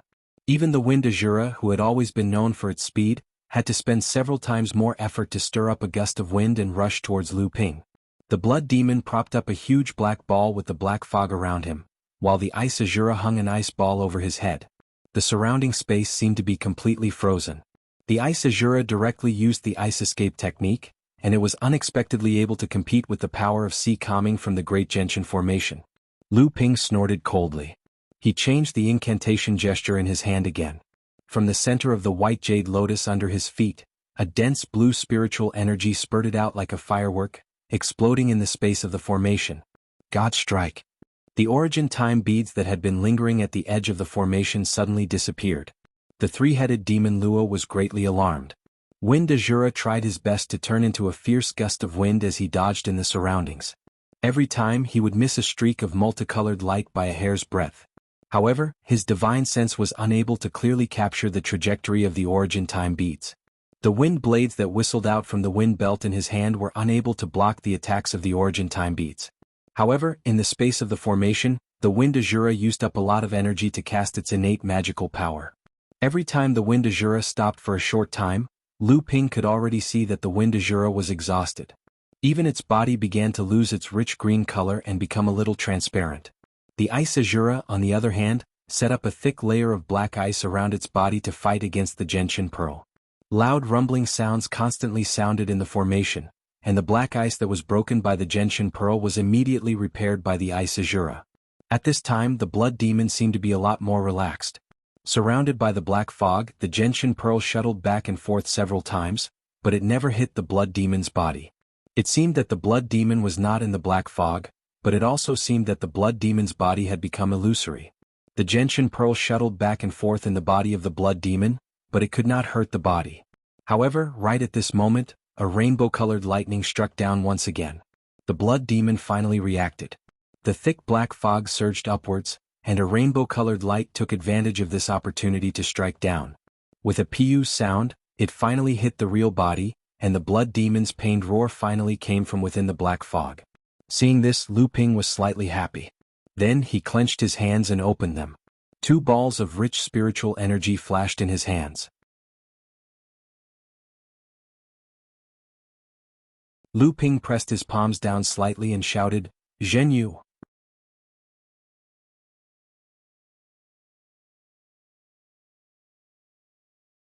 Chapter 10:16. Suppressing Mountain. As Lu Ping shouted, the white jade lotus shrouded in a halo of white light shone even brighter, filling the entire space in the array formation with its pure white light. If the 3 Mara's movements were restricted by the gentian formation's external power suppression, this time the pure white light from the gentian formation instantly invaded the Mara's body, causing the 3 Maras to become motionless from the inside out. However, this did not mean that the 3 Mara had given up resisting. Lu Ping hovered above the white jade lotus. The spiritual ether pillars that surged out of his palms became more and more vigorous. The entire formation space could hear the ebb and flow of the tides. Crack. The 7 treasures thunder calabash was the fastest. As soon as the 3 Mara were completely restrained by Lu Ping, it immediately began to concentrate all of its power to attack the blood demon's protective black mist. Thunder magic had a special effect on the Mara, and this effect was even worse on the Xioma clan. The shrill cries of the Mara were hair-raising. As a blood demon, although the 7 treasures Thunder Calabash's thunder magic could severely injure it, it was not enough to kill it. Moreover, as the 3 Mara joined forces to resist, Lu Ping was becoming more and more powerless to completely suppress the 3 Mara in the formation. Bang! The ice Shura was the first to break free from Lu Ping's restraint. Just as the thin water-flowing sword was about to pierce its heart, it used the ice ball in its hand to hit the twin flying swords. Clang! The ice ball was, after all, a spiritual treasure. Under the ice Shura's angry attack, the thin water-flowing sword was immediately smashed askew. However, it was a little too late. Although the twin flying swords were not able to kill the ice Shura, they twisted one of the ice Shura's arms into a mist of ice essence. Ice Shura roared and pushed the ice ball with her remaining arm. The ice ball was pushed into the void and disappeared. Lu Ping had a bad feeling. The thin water sword split into 2 and flew back towards Lu Ping, but he saw that above the thin water sword the ice ball came crashing down again. Lu Ping saw that the situation was not good. He casually plucked a cloud from the cloud around him and pushed it towards the thin water sword. However, it was too late. The ice ball smashed down and the thin water sword let out a mournful wail. The sword's body immediately froze. At this time, the magic cloud appeared and wrapped around the thin water sword. Then, before the ice ball hit for the second time, it disappeared from the formation space. When it reappeared, it was already in Lu Ping's hand. Lu Ping reached out to hold the thin water sword. He immediately felt a chill from his palm directly into the core space. Lu Ping snorted coldly and tightened his grip on the sword. A blue light flashed in Lu Ping's palm and the frost on the sword quickly disintegrated. However, when Lu Ping scanned it with his divine telekinesis, he found that the thin water sword's spirituality was greatly damaged. Although it was not to the extent of lowering its grade, Lu Ping would need to put in a lot of effort to restore it to its previous level. Lu Ping looked up at the ice Shura that only had 1 arm left. His eyes flashed with murderous intent. He saw that the ice Shura was holding the ice ball with 1 hand and charging towards the blood demon that Lu Ping had beaten to the point where it could only defend itself. Although the other wind Shura had been completely imprisoned by Lu Ping and allowed Lu Xiaoping to take the opportunity to blind one of its eyes, it still managed to break free when the other thin water sword slashed at it. The wind bag in its hand blew out a gust of wind, blowing Lu Xiaoping far away in the air. The wind Shura also noticed the blood demon's predicament and leaped over to help. At this time, Lu Ping would not allow the 3 of them to join forces again. The formation space that had originally sealed off the spirit chi suddenly opened up. The spirit chi that had been condensed from the spirit gathering effect of the Genshin formation surged into the formation space like a tide, causing the spirit chi in the entire formation space to condense into liquid. Lu Ping raised his hand vertically and the spiritual energy tide in the entire space began to fluctuate violently. At the same time, the 12 origin Shin beads were like 12 bright moons hanging in the sky above the array space, flashing with dazzling 5-colored rays, causing the turbulence of the spiritual energy tide to become even more violent. Mara's spirit devourer and the 2 Shuras that were charging towards the blood demon were already drunk from the spirit chi that had suddenly reappeared. When Lu Ping used the blue waves technique with the help of the Genshin formation, the 3 Mara could no longer stand in the formation space. They swayed left and right, unable to display even half of their abilities. At the same time, Lu Ping seized the opportunity to unleash all his attacks on the blood demon. This was the 3rd time the 7 Treasures Thunder Gourd had cast the 7 Treasures Thunder Gourd. The black mist around Mo Luo's body was almost disintegrated, leaving only a thin layer behind. As for Lu Ping, he beat the blood demon while it was down. He extended his hand towards the sky, and a blue chain of light slashed down. His innate great divine ability, Sunflower Divine Lightning, under the amplification of the Genshin formation, was not weaker than the 7 Treasure Thunder Calabash's Rainbow Lightning. The blood demon roared, and the last thin layer of black mist around its body finally dissipated, revealing the blood demon's pale white body with a trace of fear. At this time, a dark green flame suddenly appeared in front of the blood demon. The Jade Soul Fire finally materialized in front of the blood demon. The blood demon screamed and wanted to retreat. However, the Jade Soul Fire was much faster than it. The blood demon raised the jade staff in its hand, and an invisible soul remembrance shield appeared in front of the blood demon's retreating figure. However, the Jade Soul Fire instantly burned a hole in the shield, and the Jade Soul Fire once again pounced towards the Blood Demon. The Blood Demon originally wanted to dodge, but unexpectedly, one of the 12 gentian pearls in the sky above the formation suddenly fell. It streaked through the air as a rainbow light belt, and then smashed into the back of the Blood Demon's head. This time even Lu Ping, who was in the center of the formation, furrowed his brows. It seemed that the gentian formation had undergone a change that even he did not expect. The Blood Demon staggered. When it stabilized its body again, it suddenly discovered that one of its heels was burning with a dark green flame. The Blood Demon turned pale with fright. It used several divine abilities in an attempt to extinguish the flame on its feet. However, the flame was strangely tight. It was like a maggot in a tarsal bone, firmly clinging to the Blood Demon's body. It was never extinguished. Instead, because of the Blood Demon's various divine abilities, the flame burned even more intensely. The Jade Soul Fire was a heaven and earth spirit fire. It was a heaven and earth spirit fire that used divine sense as its fuel. Not only was it one of the few things in the cultivation world that could use divine sense to kill, but it was also a heaven and earth treasure that could restrain devil cultivators. The Jade Soul Fire seemed to be burning on the Blood Demon's body, but the Blood Demon's body did not suffer any damage. However, the Blood Demon let out a miserable howl, as if it was enduring extreme pain. The Ice Azura and Wind Azura, who had managed to survive Lu Ping's Blue Waves technique with great difficulty, arrived in front of the Blood Demon. However, they did not dare to approach the Blood Demon when they saw the Blood Demon's miserable state. They could only watch as the Blood Demon in front of them continuously thrashed in the air, but it was unable to extinguish the flame that used its divine sense to burn. Both of their faces were filled with fear. The Blood Demon's aura became weaker and weaker. Even the jade staff in its hand seemed to have a strong connection with its divine sense and began to slowly melt under the burning of the Jade Soul Fire. Lu Ping had wanted to keep this spiritual treasure, but when he was controlling the Jade Soul Fire, he could clearly sense that this jade staff contained a strange power. When the Blood Demon died, this power in the jade staff had already been triggered.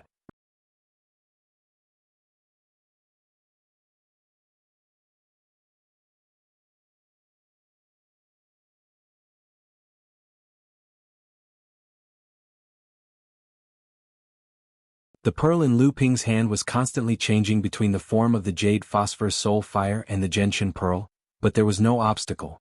Lu Ping seemed to understand something, but he did not fully understand it. However, he could feel that this did not bring him any harm, and on the contrary, it might bring him a lot of benefits. At this time, Lu Tianling had already called him over from afar. Lu Ping flipped his hand, and the Gentian Pearl disappeared into his palm. Lu Ping took a step forward, and in an instant he was already above the nameless island. After gathering a few clouds in the sky, they quickly formed a cumulonimbus cloud. When the raindrops fell, they turned into flying blades. Those Mara that had not yet fallen or were hiding, under the art of traveling through clouds and summoning rain, none of them could escape with their lives. Tiankang Laozu and Liang Tianfeng had already brought spiritual master Xianwei, who had already arrived before, but was nowhere to be seen during the battle just now. They entered the underground spirit stone vein of the nameless island to check, and began to arrange attraction formation. Only Lu Tianling and Lu Ping were left in the sky on guard. Seeing Lu Ping coming over, Lu Tianling frowned and said to Lu Ping, "Xianchu seems to have a deep prejudice against the sect." As soon as the battle ended, he left with a group of cultivators on your Sound Waves Island. Lu Ping couldn't help but be startled when he saw a few rays of light on the sea in the distance.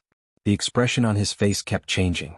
Fortunately, Lu Tianling and Laozu's attention was not on him, so they didn't notice the fluctuations in Lu Ping's expression. Even if Yin Xianchu didn't want to meet the high-level cultivators of the sect, he still had to greet his friends like Yao Yong, Du Feng, and Xianling. Leaving in such a hurry was probably not only because of Yin Xianchu. Could it be that Qi Lianing decided to leave on her own? At this time, the cultivators of Jinling also began to gradually leave. After Mara was expelled and killed, there was nothing left for them to do. In order to avoid being discovered, they began to secretly evacuate to Jingzhi Island. With a rumble, the entire nameless island shook, and 3 rays of light flew out from the island. Lu Tianling asked Tiankang Laozu, "Martial uncle, are you ready?" Old Ancestor Heavenly Peace pointed at spiritual master Xianwei, who was behind him, and said, "Ask this brat. Heavenly Wind and I are just grasping blindly inside. We are all listening to this brat's commands." Lu Ping thought about Taoist Master Xuanwei's clueless method of setting up the formation and found it a bit funny. However, ever since Taoist Master Xianwei obtained the inheritance of the Crystal Palace's mind-seeking master, His position in the sect had been rising steadily. Although his identity couldn't be exposed in the sect, everyone in Jinling Laozu took good care of him.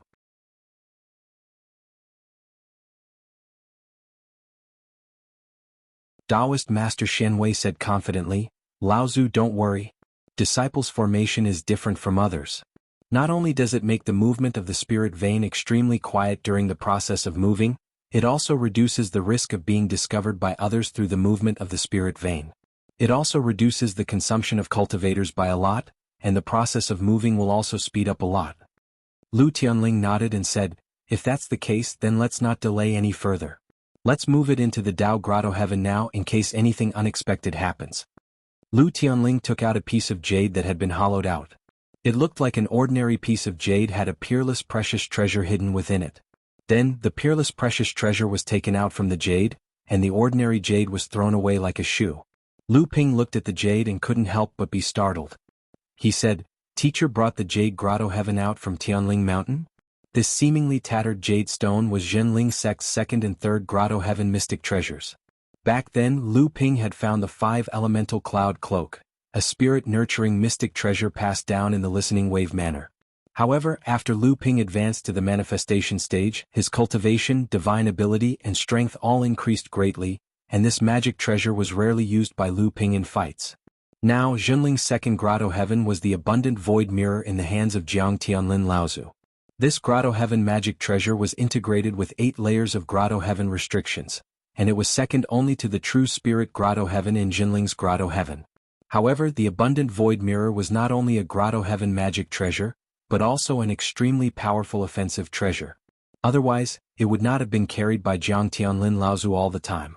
Otherwise, the Jade Grotto Heaven would not have continued to hold the position of the second inheritance Grotto Heaven in Jinling because it contained a large number of inheritances from generations of cultivators of Jinling. As for the true spirit Grotto Heaven in Jinling's first inheritance Grotto Heaven, its quality was actually similar to the abundant void mirror in that it was integrated with 8 layers of Grotto Heaven restrictions.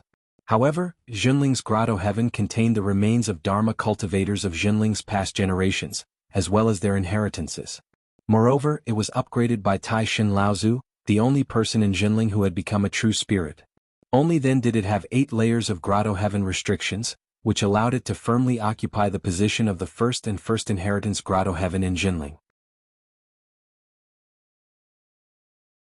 Lu Tianling, Tiankang Laozu, and Liang Tianfeng were about to work together to start moving this medium-sized spirit stone mine, but unexpectedly, Lu Ping's expression suddenly changed and he said, "Wait." Tiankang Laozu and the others saw Lu Ping's serious expression, and their hearts suddenly sank. Lu Tianling knew that Lu Ping's will was far stronger than that of ordinary people, so he asked, "Did you find something?" Lu Ping looked into the far north of the sea and said in a low voice, "Just now, the Jade Shura did not go far away but lingered near this sea. I'm afraid that the other party's plan is to suddenly attack when we use our magic to move the spirit stone mine and can't be distracted. Even if it can't seriously injure 1 or 2 of us, it will at least interrupt the process of moving." Tiankang Laozu did not notice anything before, but after Lu Ping's reminder, he seemed to feel that the Jade Shura's presence was not far away. When spiritual master Xianwei heard that there was a Jade Shura lying in ambush, his face suddenly turned pale, but he still remembered his duty and he said with a trembling voice, "If we plan to move during the process of moving, the spirit stone mine will definitely be heavily damaged. Even if we try to repair it, the quality of the spirit stone mine will drop, and it might even become a small spirit stone mine." Lu Ping smiled at spiritual master Xianwei and said, "Don't worry, I was just reminding everyone to be careful. Since we have already discovered its presence, as long as one of us can restrain it, it will naturally not appear unless we are confident of success." As expected, Lu Ping did not participate in the movement of the spirit stone mine from beginning to end.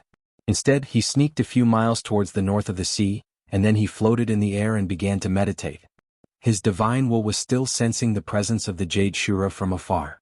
The 3 Dharma adepts landed on the nameless island, and Lu Tianling opened the Jade Cave. The hole opened by the old jade stone suddenly expanded to a few feet high, and there was a rumbling sound coming from the bottom of the nameless island. Even the sea around the island began to shake, and waves kept rising, piling up one after another. Very soon, there was a huge wave that was a few feet high, and it was pushed far away from the sea. And Lu Ping's divine will was locked on the Jade Shura's faint presence from afar. Even though Lu Ping was only an early Dharma adept, Lu Ping had single-handedly fought against 3 Mara, killed a blood demon, and severely injured 2 blood Shuras, and had caused the distant Jade Shura to tremble with fear. After a while, perhaps seeing that Lu Ping's defense was tight, and that there was no chance for it to attack, the Jade Shura's presence finally disappeared. At this time, the movement of the Spirit Stone mine on the Nameless Island was also nearing its end.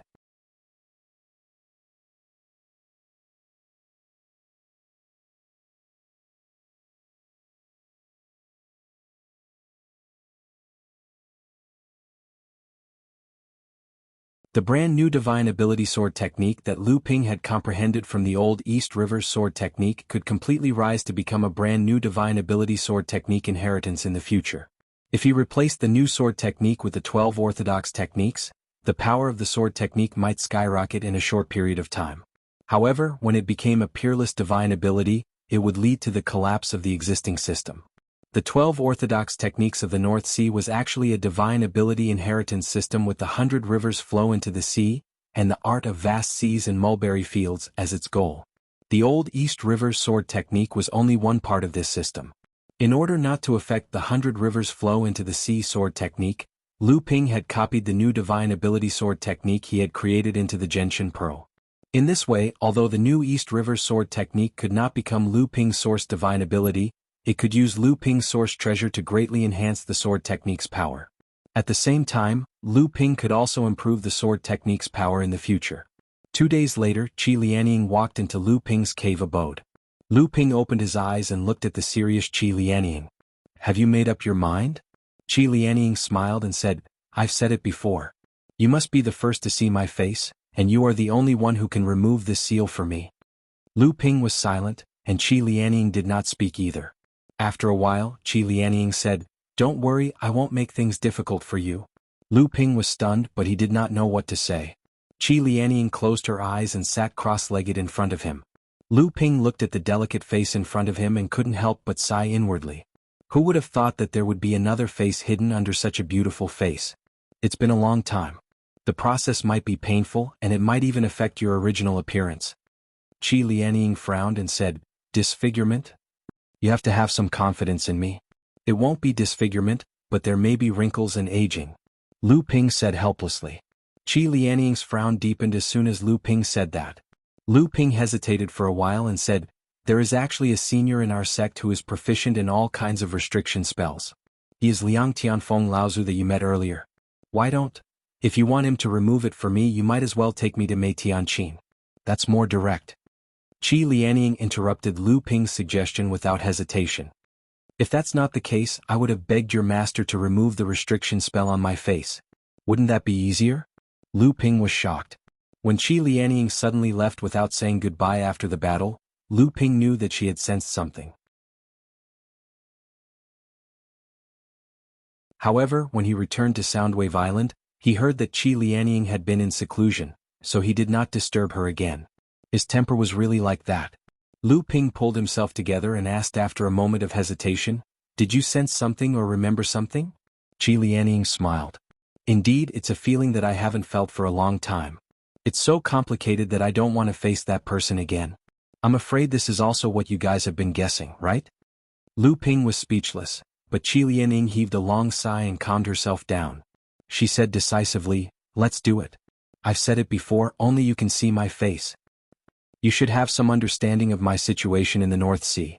You're making me feel guilty because you insist on doing this. Because of your cultivation partner, Taoist Master Mysterious Fox." Qi Lianying smiled with a hint of mockery. "I've said it before, I won't make things difficult for you. This is my personal wish. It's up to you whether you accept it or not." Lu Ping's mouth twitched unconsciously. He said helplessly, "I'll remove the restriction on you first." Although this restriction was only sealed by Mei Tianqin when she was in the core forging stage, it was not difficult for Lu Ping now. After all, when Lu Ping's cultivation reached the core forging late stage, he was already very confident. He had never had the chance to come to the East Sea before. Countless streams of light shrouded Qi Lianying's face, and they kept seeping into her face bit by bit, as if they were peeling away something. Lu Ping's method of touching the seals was based on the water seep sword skill, which gave off a feeling of being able to penetrate through every pore of the seal.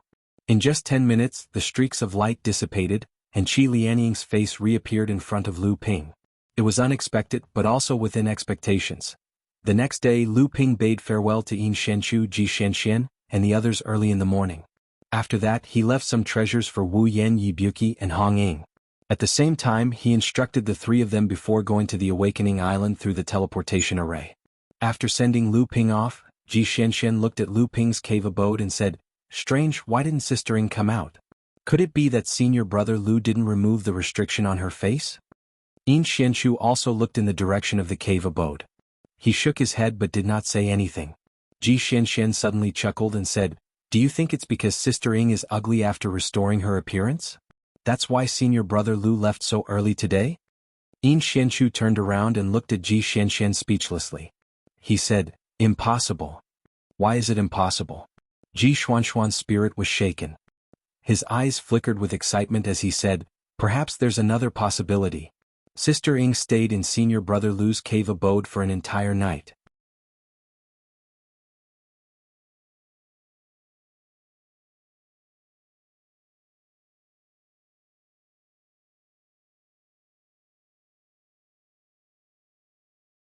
After that, the humans and demons came to a compromise. Although the giant spirit stone mine on the illusionary spirit island was still occupied by the 9 major overseas sects such as the Crystal Palace, the formations on the 5 islands were still intact.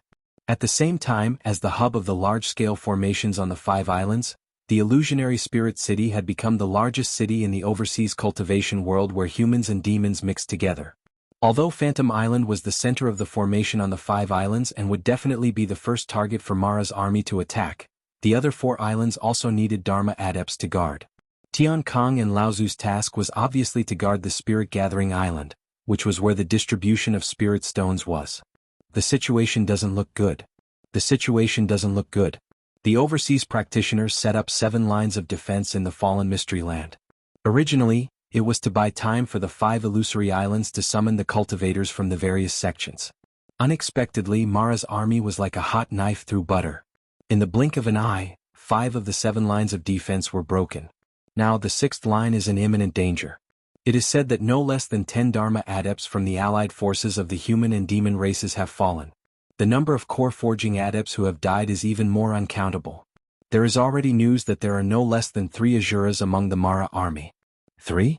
Azuras? Lu Ping was taken aback as he looked at the talisman in Laozu's hand that was slowly evaporating after the message was read. Although these one-time use talismans required the use of spatial energy, they were, after all, only used to send messages.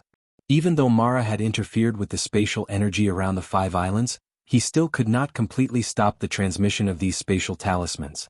However, activating the teleportation formation could not be so risky.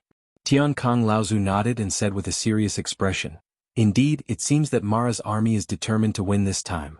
However, you don't have to be so surprised. The Crystal Palace and the 9 sects are not to be trifled with. This time, the situation is so serious that at least 5 of the 9 sects will send their great adepts. The Crystal Palace may even send more than 1 great adept. The 3 major races, the Green Sea Snake, Fire Phoenix and Kuan, will also send their great adepts. When the time comes, both sides will probably have no less than 12 great adepts. With the power of the formation, it may not be possible for Mara to break through the 5 islands of the illusionary spirits." As Lu Ping listened to such a large lineup, he could not help but be speechless. In the North Sea, a gathering of more than 10 Dharma adepts was already a big event that would shake the entire North Sea training world. Here there were 12 Dharma adepts.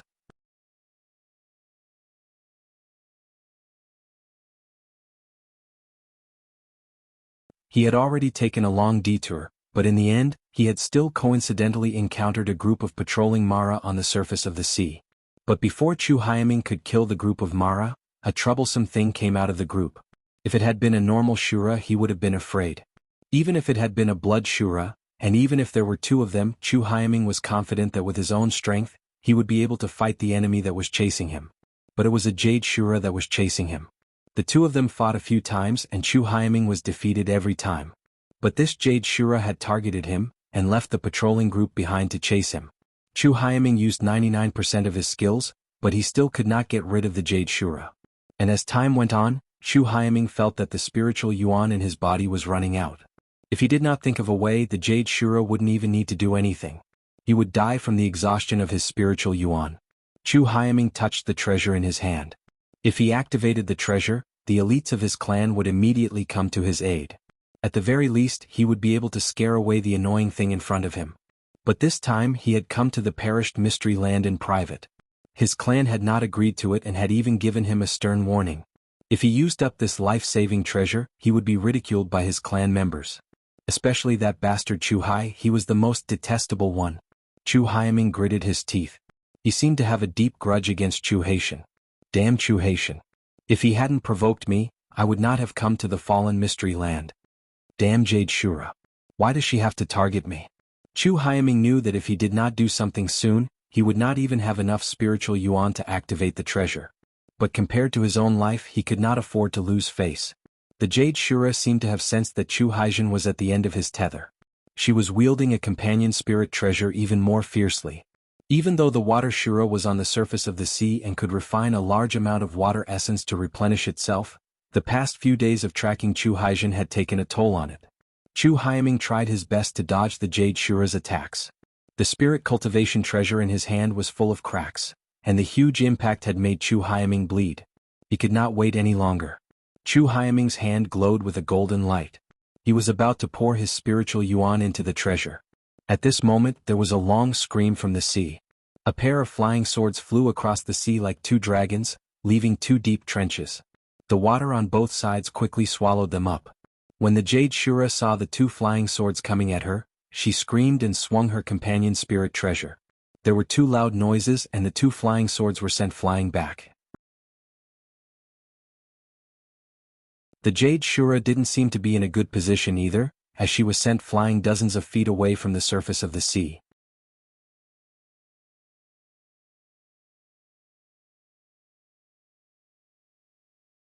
Chapter 1020. A beam of light shot out from the surface of the sea, and Lu Ping stepped out of it. He looked at Chu Haiming, then focused all his attention on the Jade Shura a few hundred feet away. The thin water-flowing sword was like a pair of fish swimming around Lu Ping's body. The unparalleled sword was always pointed at the Jade Shura in the distance. Although he was only at the early Dharma stage, Lu Ping's unparalleled power exploded from his body. Chu Haiming, who was next to him, was secretly shocked. How could the person in front of him be the same as Chu Haitian? He stood in front of others with an aura that was blinding. However, Chu Haiming could feel the surging demonic aura on Lu Ping, as well as the faintly discernible aura on his body.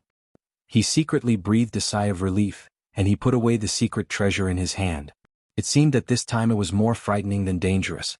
His luck wasn't too bad after all. Lu Ping's aura made the Jade Shura in front of him afraid, especially after the attack of the thin water-flowing sword. It made the Jade Shura want to retreat. Just the demonic practitioner from before had already caused it so much trouble, and the one in front of it was obviously more difficult to deal with than the one before. Moreover, Shura had a keen intuition for danger. Although its divine sense only detected Lu Ping and the beast cultivator's aura, it always felt as if there were other dangers lurking nearby. If it was surrounded by the three of them, even it might not be able to break out of the encirclement. The Jade Shura made a prompt decision. The moment Lu Ping appeared, it began to retreat, and in the blink of an eye, it disappeared far away. The Jade Shura retreated so quickly that Lu Ping was a little stunned. Chu Haiming, who was next to him, saw Lu Ping's expression and couldn't help but twitch his mouth. He said, "Hey brother, there's no need to be so surprised. That guy made me waste 3 days and I'm at the end of my rope. I'm afraid it's not feeling good, is it?" Lu Ping immediately understood the cultivator in front of him and laughed involuntarily. "So that's how it is. I was impolite and underestimated fellow Taoist's strength." Chu Haiming hurriedly waved his hand and said, "Don't mind me. You can be considered as my savior. If you hadn't come, then even if the Azura was almost exhausted, I would still have died at its hands." Lu Ping smiled and said, "That might not be the case. Fellow Taoist was born in the green sea snakes, so you must be someone with a high status in the tribe. I don't think that fellow Taoist doesn't have any means to protect himself. You saw through me." Chu Haiming scratched his head and chuckled in embarrassment. Then he sternly said, "However, since it's a life-saving method, it's naturally extremely precious. Fellow Taoist's arrival has allowed me to preserve my life-saving method. No matter what, I still have to thank fellow Taoist."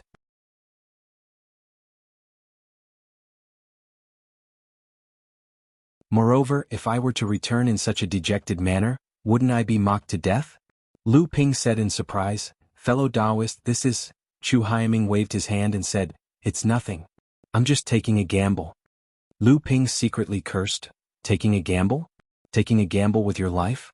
It seemed that this green sea snake was very much like a playboy. However, his cultivation was really powerful. He was almost no weaker than Wu Shihuan and the others. Seeing that Lu Ping didn't say anything, Chu Haiming thought that there was still a long way to go before they reached the Phantom City. If he encountered any danger along the way, he might not even have enough time to use his life-saving method. The cultivation of the person in front of him was not weak. It would be a good idea if he could be a companion to this person. As for whether the person in front of him was dangerous or not, Chu Haiming didn't care, because he had already easily found the aura of the green sea snake on Lu Ping's body. Moreover, there was more than one aura. Every aura on him was very friendly and even intimate. Coupled with this person's demonic chi, it was obvious that he was a demonic cultivator who had a deep relationship with the green sea snake. However, this person had obviously used a secret technique, so Chu Haiming couldn't see through him. Chu Haiming opened his mouth and asked, I'm Chu Haiming. May I know how to address you, fellow Taoist? Where do you plan to go? Lu Ping saw a trace of expectation in Chu Haiming's eyes, so he said with a smile, I'm Lu Jiao, a rogue cultivator. This time, I heard that Mara is going to besiege the Phantom City. I want to go to the Phantom City to help. Chu Haiming's eyes lit up. He said, I'm also going to the Phantom City. Brother Lu, can you come with me? Lu Ping laughed and said, that's my wish, but I wouldn't dare to ask you. Not long after the two of them left the sea, another ray of light landed in the place where the two of them were. Tian Kong Laozu looked at the direction in which the two of them left and shook his head helplessly. He turned around and diverted the two of them, heading towards the Phantom City on another path. Chu Haiming and Lu Ping's ray of light merged into one. Then he took out a top-grade spirit stone and began to restore the depleted chi in his body. He asked, Brother Lu, you seem to have a deep relationship with the green sea snakes? With Lu Ping's current means, he naturally had several ways to conceal the aura of the green sea snakes on his body. However, he deliberately did not conceal it this time. At first, he only wanted to avoid any misunderstandings, and then find a way to get closer to this green sea snake. He did not expect that Chu Haiming would trust him so easily and want to accompany him to the Phantom City. This made the few excuses that Lu Ping had prepared before useless. Lu Ping smiled and said, I've met fellow Taoist Chu Hailan several times. Sister Lan? Chu Haiming looked happy. He looked at Lu Ping and said, Brother Lu actually knows Sister Lan? Oh, that's right. Sister Lan has been running around all these years. It's normal for her to know a lot of people. Lu Ping's heart skipped a beat. He asked tentatively, I heard that fellow Taoist Chu Hailan went to the North Sea a few days ago. After that, she seemed to have a conflict with Wu Shihuan and the others from the Crystal Palace. After that, there was no news of her. Some people said that she has been jointly trapped by the Crystal Palace and Xianling sect on the newly appeared Scarlet Mist Island in the North Sea. Is this true? Chu Haiming looked at Lu Ping in surprise and said, You seem to be very familiar with Sister Lan. You actually know so many things about her. Lu Ping smiled and said mysteriously, Not only that, I also know that fellow Taoist Chu Hailan seems to be in contact with the Heavenly Moon sect of the Middle Earth recently. Could it be that the dignified green sea snakes also have to form an alliance with others to fight against the Crystal Palace? Chu Haiming looked at Lu Ping in surprise and said, So what? That is the Crystal Palace, one of the biggest forces in the entire cultivation world, including the Middle Earth. There is more than one pure Yang Laozu in it. No matter how strong we green sea snakes are, we can at most be on par with the Crystal Palace. If there is no external help, how can we suppress the Crystal Palace? Lu Ping also seemed to be surprised and said hesitantly, After all, the Heavenly Moon sect is a big sect of the human race. Moreover, it is in the Middle Earth. The cultivation world of the Middle Earth has always been arrogant. Why would they agree to form an alliance with the green sea snakes? Aren't they afraid that the news will spread and provoke the anger of the other holy lands of the Middle Earth? Seeing Lu Ping's astonished expression, Chu Haiming's vanity was greatly satisfied. He immediately began to explain the reason to Lu Ping, including some of the secrets of the large sections. Lu Ping's eyes widened in astonishment. Chu Haiming's heart was filled with pride. You still don't know? The cultivation world of the Middle Earth and the cultivation world of the East Sea have always been at odds. However, the Crystal Palace has always hoped to expand their strength into the Middle Earth. The Heavenly Moon sect is the vanguard to stop the Crystal Palace from entering the Middle Earth. Previously, although the Heavenly Moon sect was a big sect, they had the support of the entire Middle Earth's cultivation world, so they were able to stop the Crystal Palace's infiltration. You know this, right? What? Only one part of it? Alright, I'll tell you. However, several decades ago, for some reason, the big sect of the Middle Earth, the Heavenly Mystery Sect, suddenly formed an alliance with the Crystal Palace. This change caught the cultivation world of the Middle Earth unprepared. With the help of the Heavenly Mystery Sect's power, the Crystal Palace quickly moved south.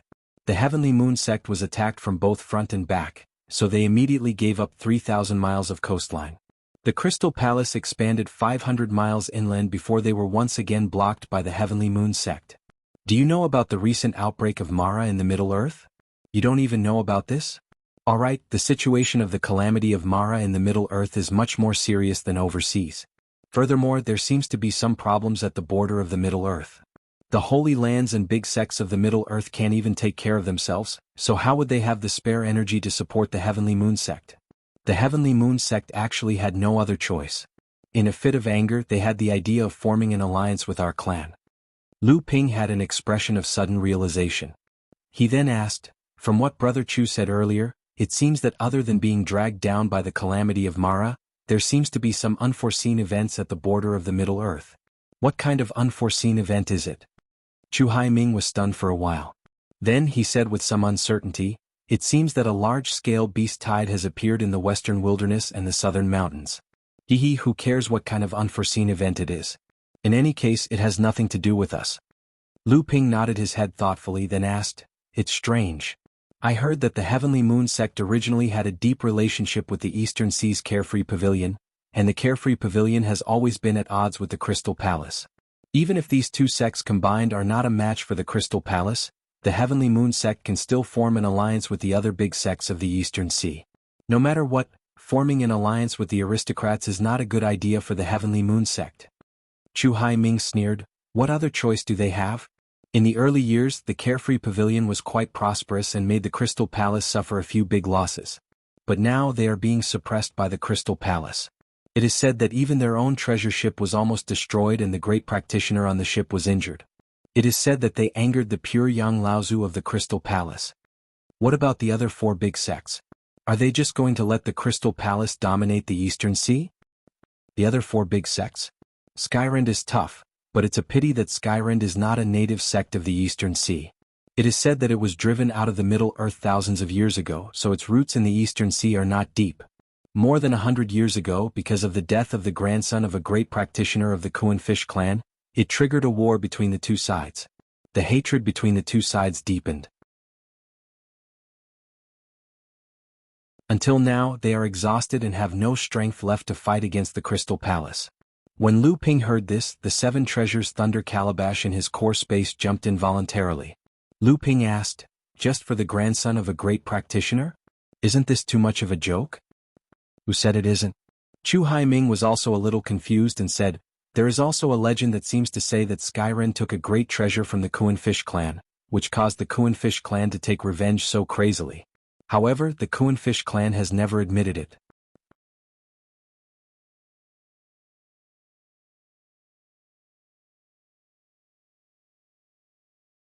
Chapter 1021.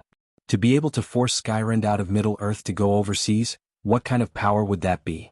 Lu Ping asked in surprise. Chu Heiju enjoyed Lu Ping's constant surprise, bewilderment, and astonishment at the secrets he revealed. All of this made Chu Heiju feel a kind of joy that he had never felt before among the green sea snakes.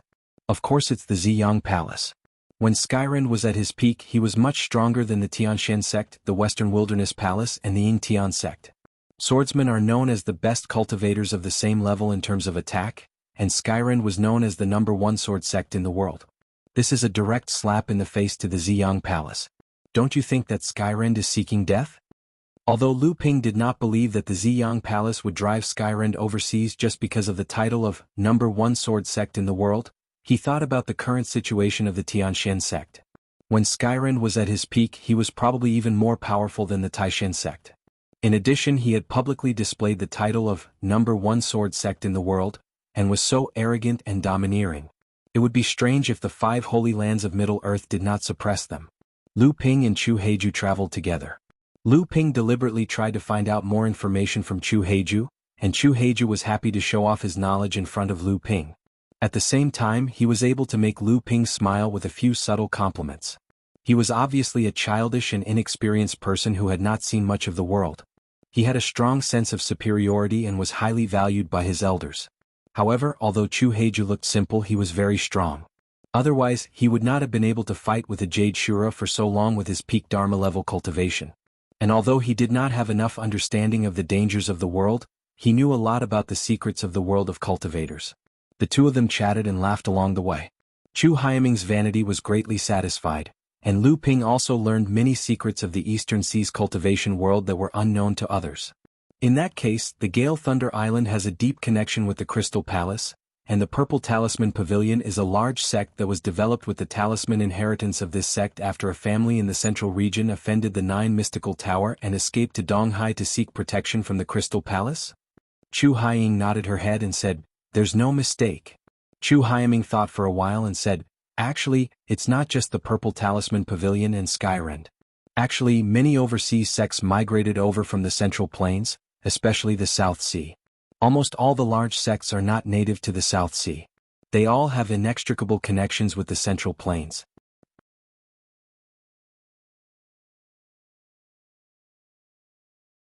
Lu Ping could not believe it and said, "Could it be that these sects were forced out of the Central Plains cultivation world by the 5 holy lands?" Chu Haiming shook his head and said, "That's not the case. Some of them may have been small or medium-sized forces in the Central Plains back then. Later they offended someone or for some other reason they moved overseas and became stronger. It's not like there are no sects in the South Sea. Back then most of them maintained their status quo or weakened. Such cases are not only in the East Sea and the South Sea but also in the North Sea." "What about the Northern Alliance?" "The Northern Alliance seems to have a bad relationship with the Crystal Palace." "The Northern Alliance?" Chu Haiming sneered and said, "It was originally a potential rival of the Crystal Palace. Its strength is considered second only to the Crystal Palace among the sects in the East Sea.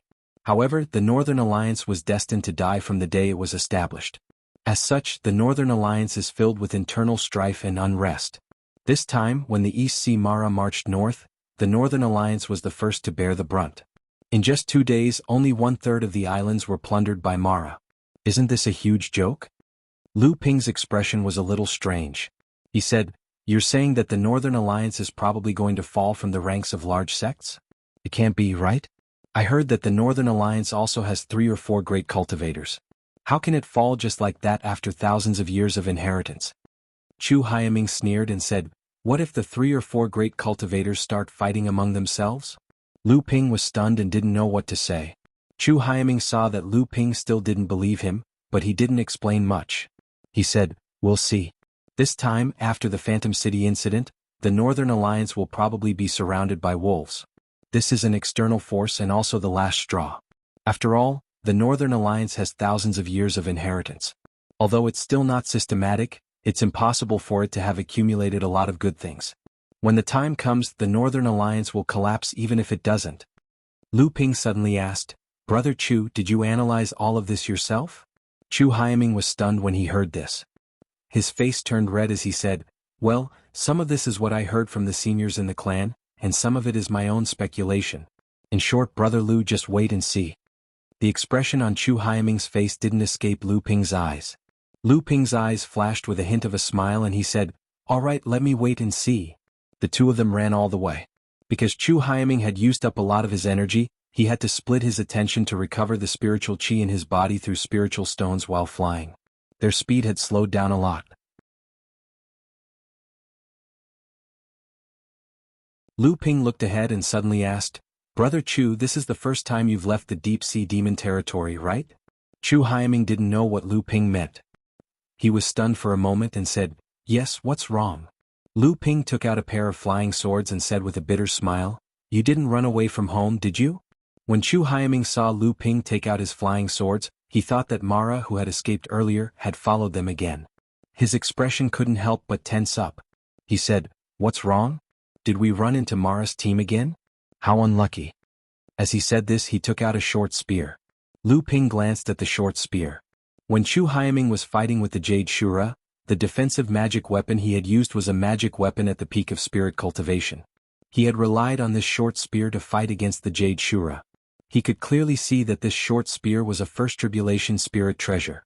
Spirit treasures were extremely rare items for huge forces like the Emerald Sea Spirit Serpent and the Crystal Palace. Unless one was an extremely important person, they were not qualified to wield a spirit treasure. This also showed that Chu Haidong's position in the Emerald Sea Spirit Serpent clan was probably extremely high. The higher-ups of the Emerald Sea Spirit Serpent clan had actually bestowed him a spirit treasure to protect himself. Lu Ping's aura had already exploded. The turbulent spiritual chi of heaven and earth surged in all directions. Even Chu Haiming, who was beside him, began to move away unconsciously. Lu Ping sighed helplessly and said, "It's not Mara. There might be some misunderstanding later. Brother Chu, please explain." What? Chu Haiying was baffled by his words. However, just as he finished speaking, a sharp sound of something tearing through the air suddenly rang out from the distant sea. Chu Haiming abruptly raised his head and looked into the distance, only to find that a long sword had already appeared in front of Lu Ping. Chu Haiming looked at the long sword that had suddenly appeared in front of Lu Ping. His eyes suddenly lit up. Then he thought of something and was about to open his mouth to shout, but he suddenly heard a strong sound of metal clashing. Clang. Lu Ping's expression changed. The thin water-flowing sword wailed. In the end, the long sword that had suddenly appeared was blocked by Lu Ping. However, a huge force of spiritual essence came from the two swords. Lu Ping stretched out his hand and pushed forward. The thin water-flowing sword flew to the sides, breaking free of the huge force attached to the swords. At the same time as Lu Ping withdrew his palm, a wave immediately formed in front of Lu Ping. It collided with the hidden force in midair, immediately stirring up a spiritual chi tsunami that was dozens of feet high. The clouds in the sky were instantly pierced through, and a huge hole appeared.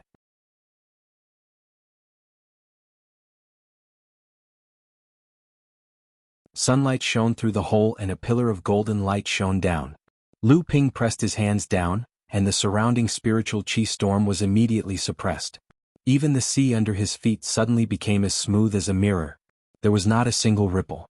Lu Ping stood in the same place from beginning to end. Only the two flying swords returned to Lu Ping's body and danced around him. The soft sound of the swords seemed to be complaining of infinite grievances. Chu Haiming, who had been shocked by the previous attack, suddenly thought of something. He hurriedly flew in front of Lu Ping and waved his long arms in the direction of the previous sharp sound. He shouted, "Blue Sky Sword, it's Blue Sky Sword. Big Brother Tsunami, is that you? Brother Lu is my good friend. Don't misunderstand." Lu Ping narrowed his eyes. Tsunami? Could it be Chu Haitian, the one known as the strongest disciple of the third generation of the Green Sea Snakes, Chu Haitian? A tall cultivator in his 20s, dressed in green clothes, walked over the sea. His cold and solemn face carried a dense killing intent. However, when he looked at Lu Ping, there was a hint of surprise in his eyes. Lu Ping knew very well what that look meant. It was the joy of meeting a worthy opponent. "Big Brother Tsunami, why are you here?" "I was going to Phantom City to look for you." When Chu Haiming saw the person in front of him, there was a hint of surprise in his eyes. Then there was a hint of embarrassment. However, he still hurriedly went forward to greet him. A smile suddenly appeared on his cold and solemn face. The chill immediately dissipated. Chu Haitian glanced at Lu Ping and said to the approaching Chu Haiming, "You're quite bold. Not only did you secretly escape from the deep-sea demon region, but you also stole Uncle's blue scale spear. Just wait to be punished by the Laozu when you return to the tribe." Chu Haiming's face turned bitter. Then he chuckled and said, "I'm just bored in the tribe. I heard that Big Brother is going to fight Mara in Phantom City, so I rushed over to help Big Brother and contribute to the tribe. However, when the time comes, I'll have to ask Big Brother Xiao to put in a good word for me. The tribe's elders are most obedient to Big Brother." Chu Haitian's face turned cold. He said, "I don't have that kind of face. Do you know how much chaos you've caused in the tribe by going out on your own? If you encounter danger or someone with ulterior motives, you won't even know that you've been tricked by someone who doesn't understand how sinister people can be." As Chu Haitian spoke, his eyes were fixed on Lu Ping. Clearly the person with evil intentions was Lu Ping. Chu Haiming didn't realize it himself. He said, "Don't look down on me. This time, I fought a Jade Shura." Chu Haiming told Chu Haitian what had happened after he left the Green Sea Snake tribe.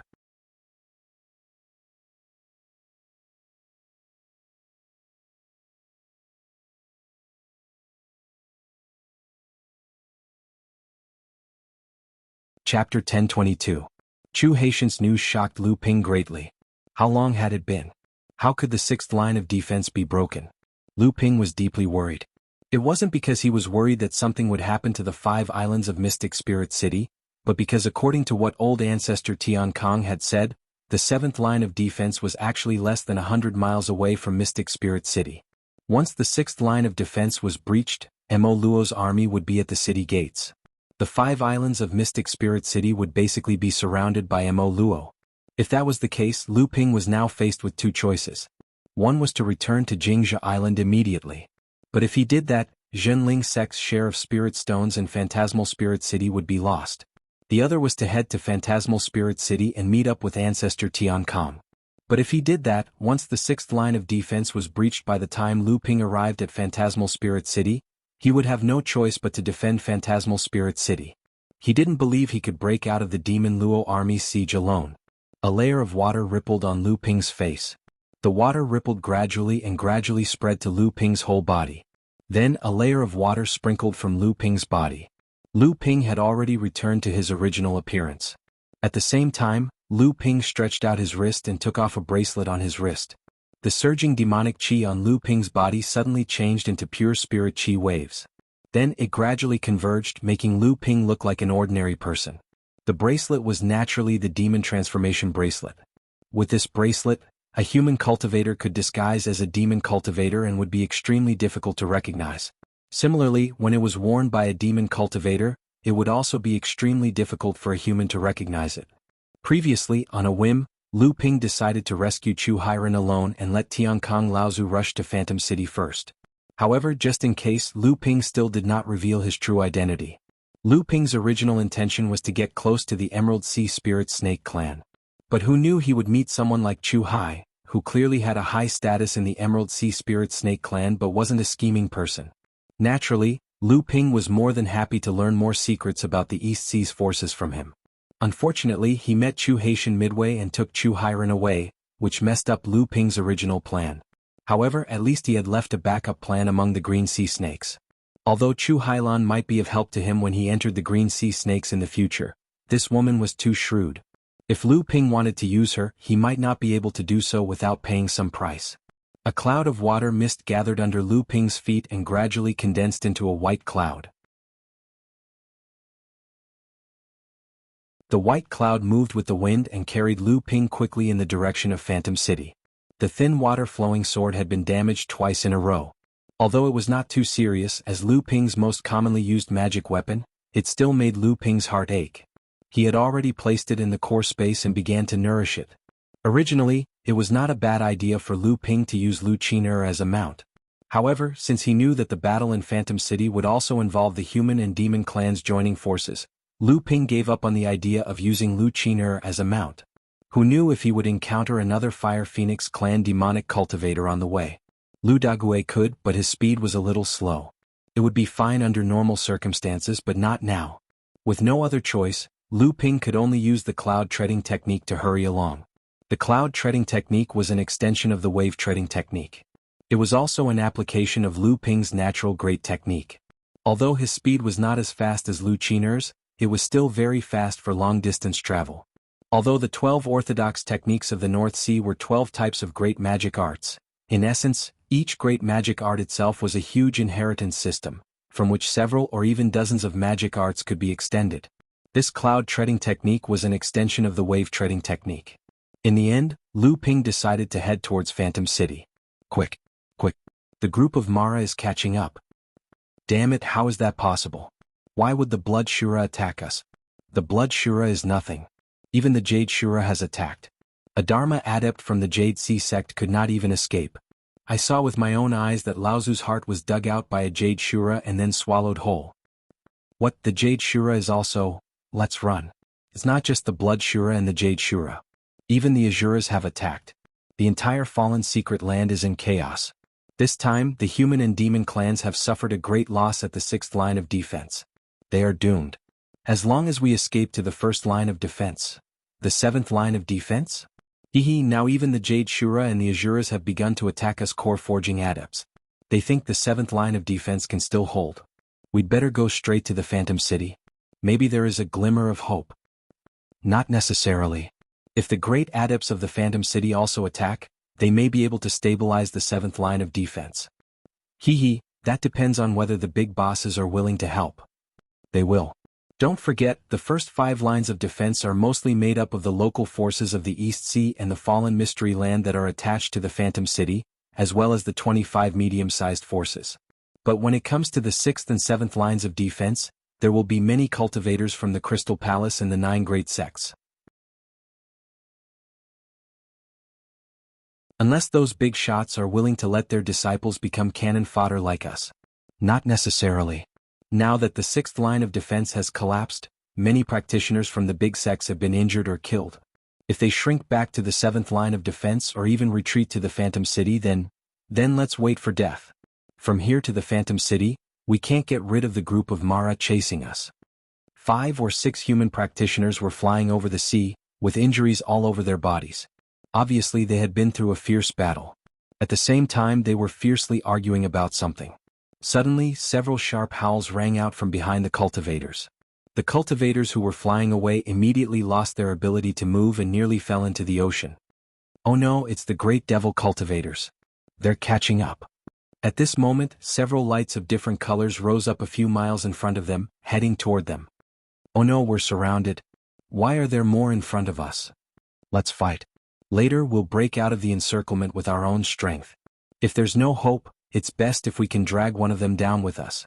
The 6 practitioners at the late stage of the core forging realm gathered back to back. In just a moment, more than 20 Mara surrounded them on the sea. The leader of the Great Shura had rich origin chi all over his body.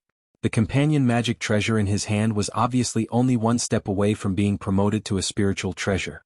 Looking at the 6 core forging stage cultivators in the center, the Great Shura's greedy eyes flashed with excitement.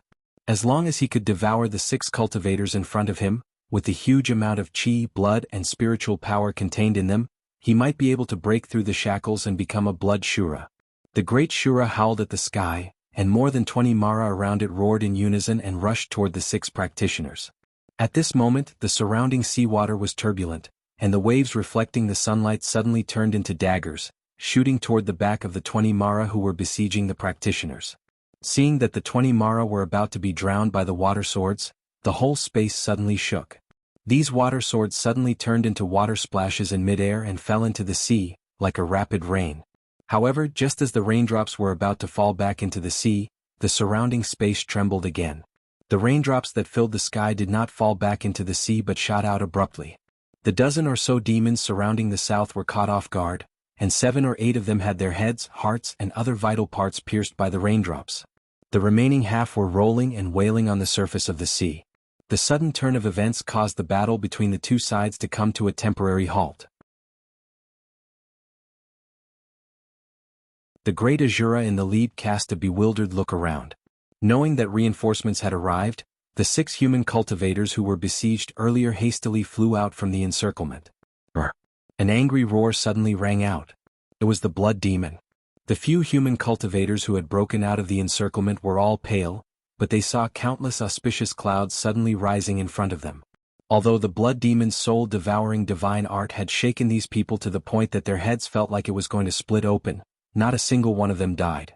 The auspicious clouds gradually dispersed, and a young cultivator was standing in front of them. More than 1,000 feet in front of this young cultivator, a rolling black fog had also appeared in front of the remaining Mara. For some reason the 2 sides just stood there and no one attacked. Although the 6 human cultivators could not sense the cultivation of this cultivator who had suddenly appeared in front of them, it was undoubtedly Fa Xiang Laozu who could stand against the blood demon. Among the 6 human cultivators, the one with the highest cultivation was a peak core forging cultivator. With a thought, he hurriedly said, "Let's retreat first." With that, he flew back first. The other 5 cultivators also seemed to wake up at this moment, and they hurriedly followed. However, they heard the friar say to the young cultivator, "Senior, the 6th line of defense has collapsed. The Mara's army is large-scale encirclement and suppression of the human and demon cultivators who have fled. We can't stay here for long." As soon as he finished speaking, the young cultivator suddenly stretched out his hand and flicked his finger. Dozens of water snakes suddenly sprang up from the seawater under the blood demon's feet and entered the rolling poisonous fog. The poisonous fog immediately began to churn, and the poisonous fog that was originally 3 meters wide began to shrink rapidly. It seemed that the dozens of water snakes could wear down the poisonous fog around the blood demon. At this moment, a shrill cry suddenly came from within the poisonous fog. The dozens of water snakes suddenly burst out of the poisonous fog, but their bodies were covered in a layer of black fog, and they counterattacked in the direction of the young cultivator. The cultivator stretched out his hand and pointed forward, and the dozens of black water snakes that rushed towards him suddenly exploded in mid-air. The thick black fog dispersed and then dissipated in mid-air. However, there were also several black snakes that bypassed the cultivator in front of him and shot towards the 6 cultivators behind him.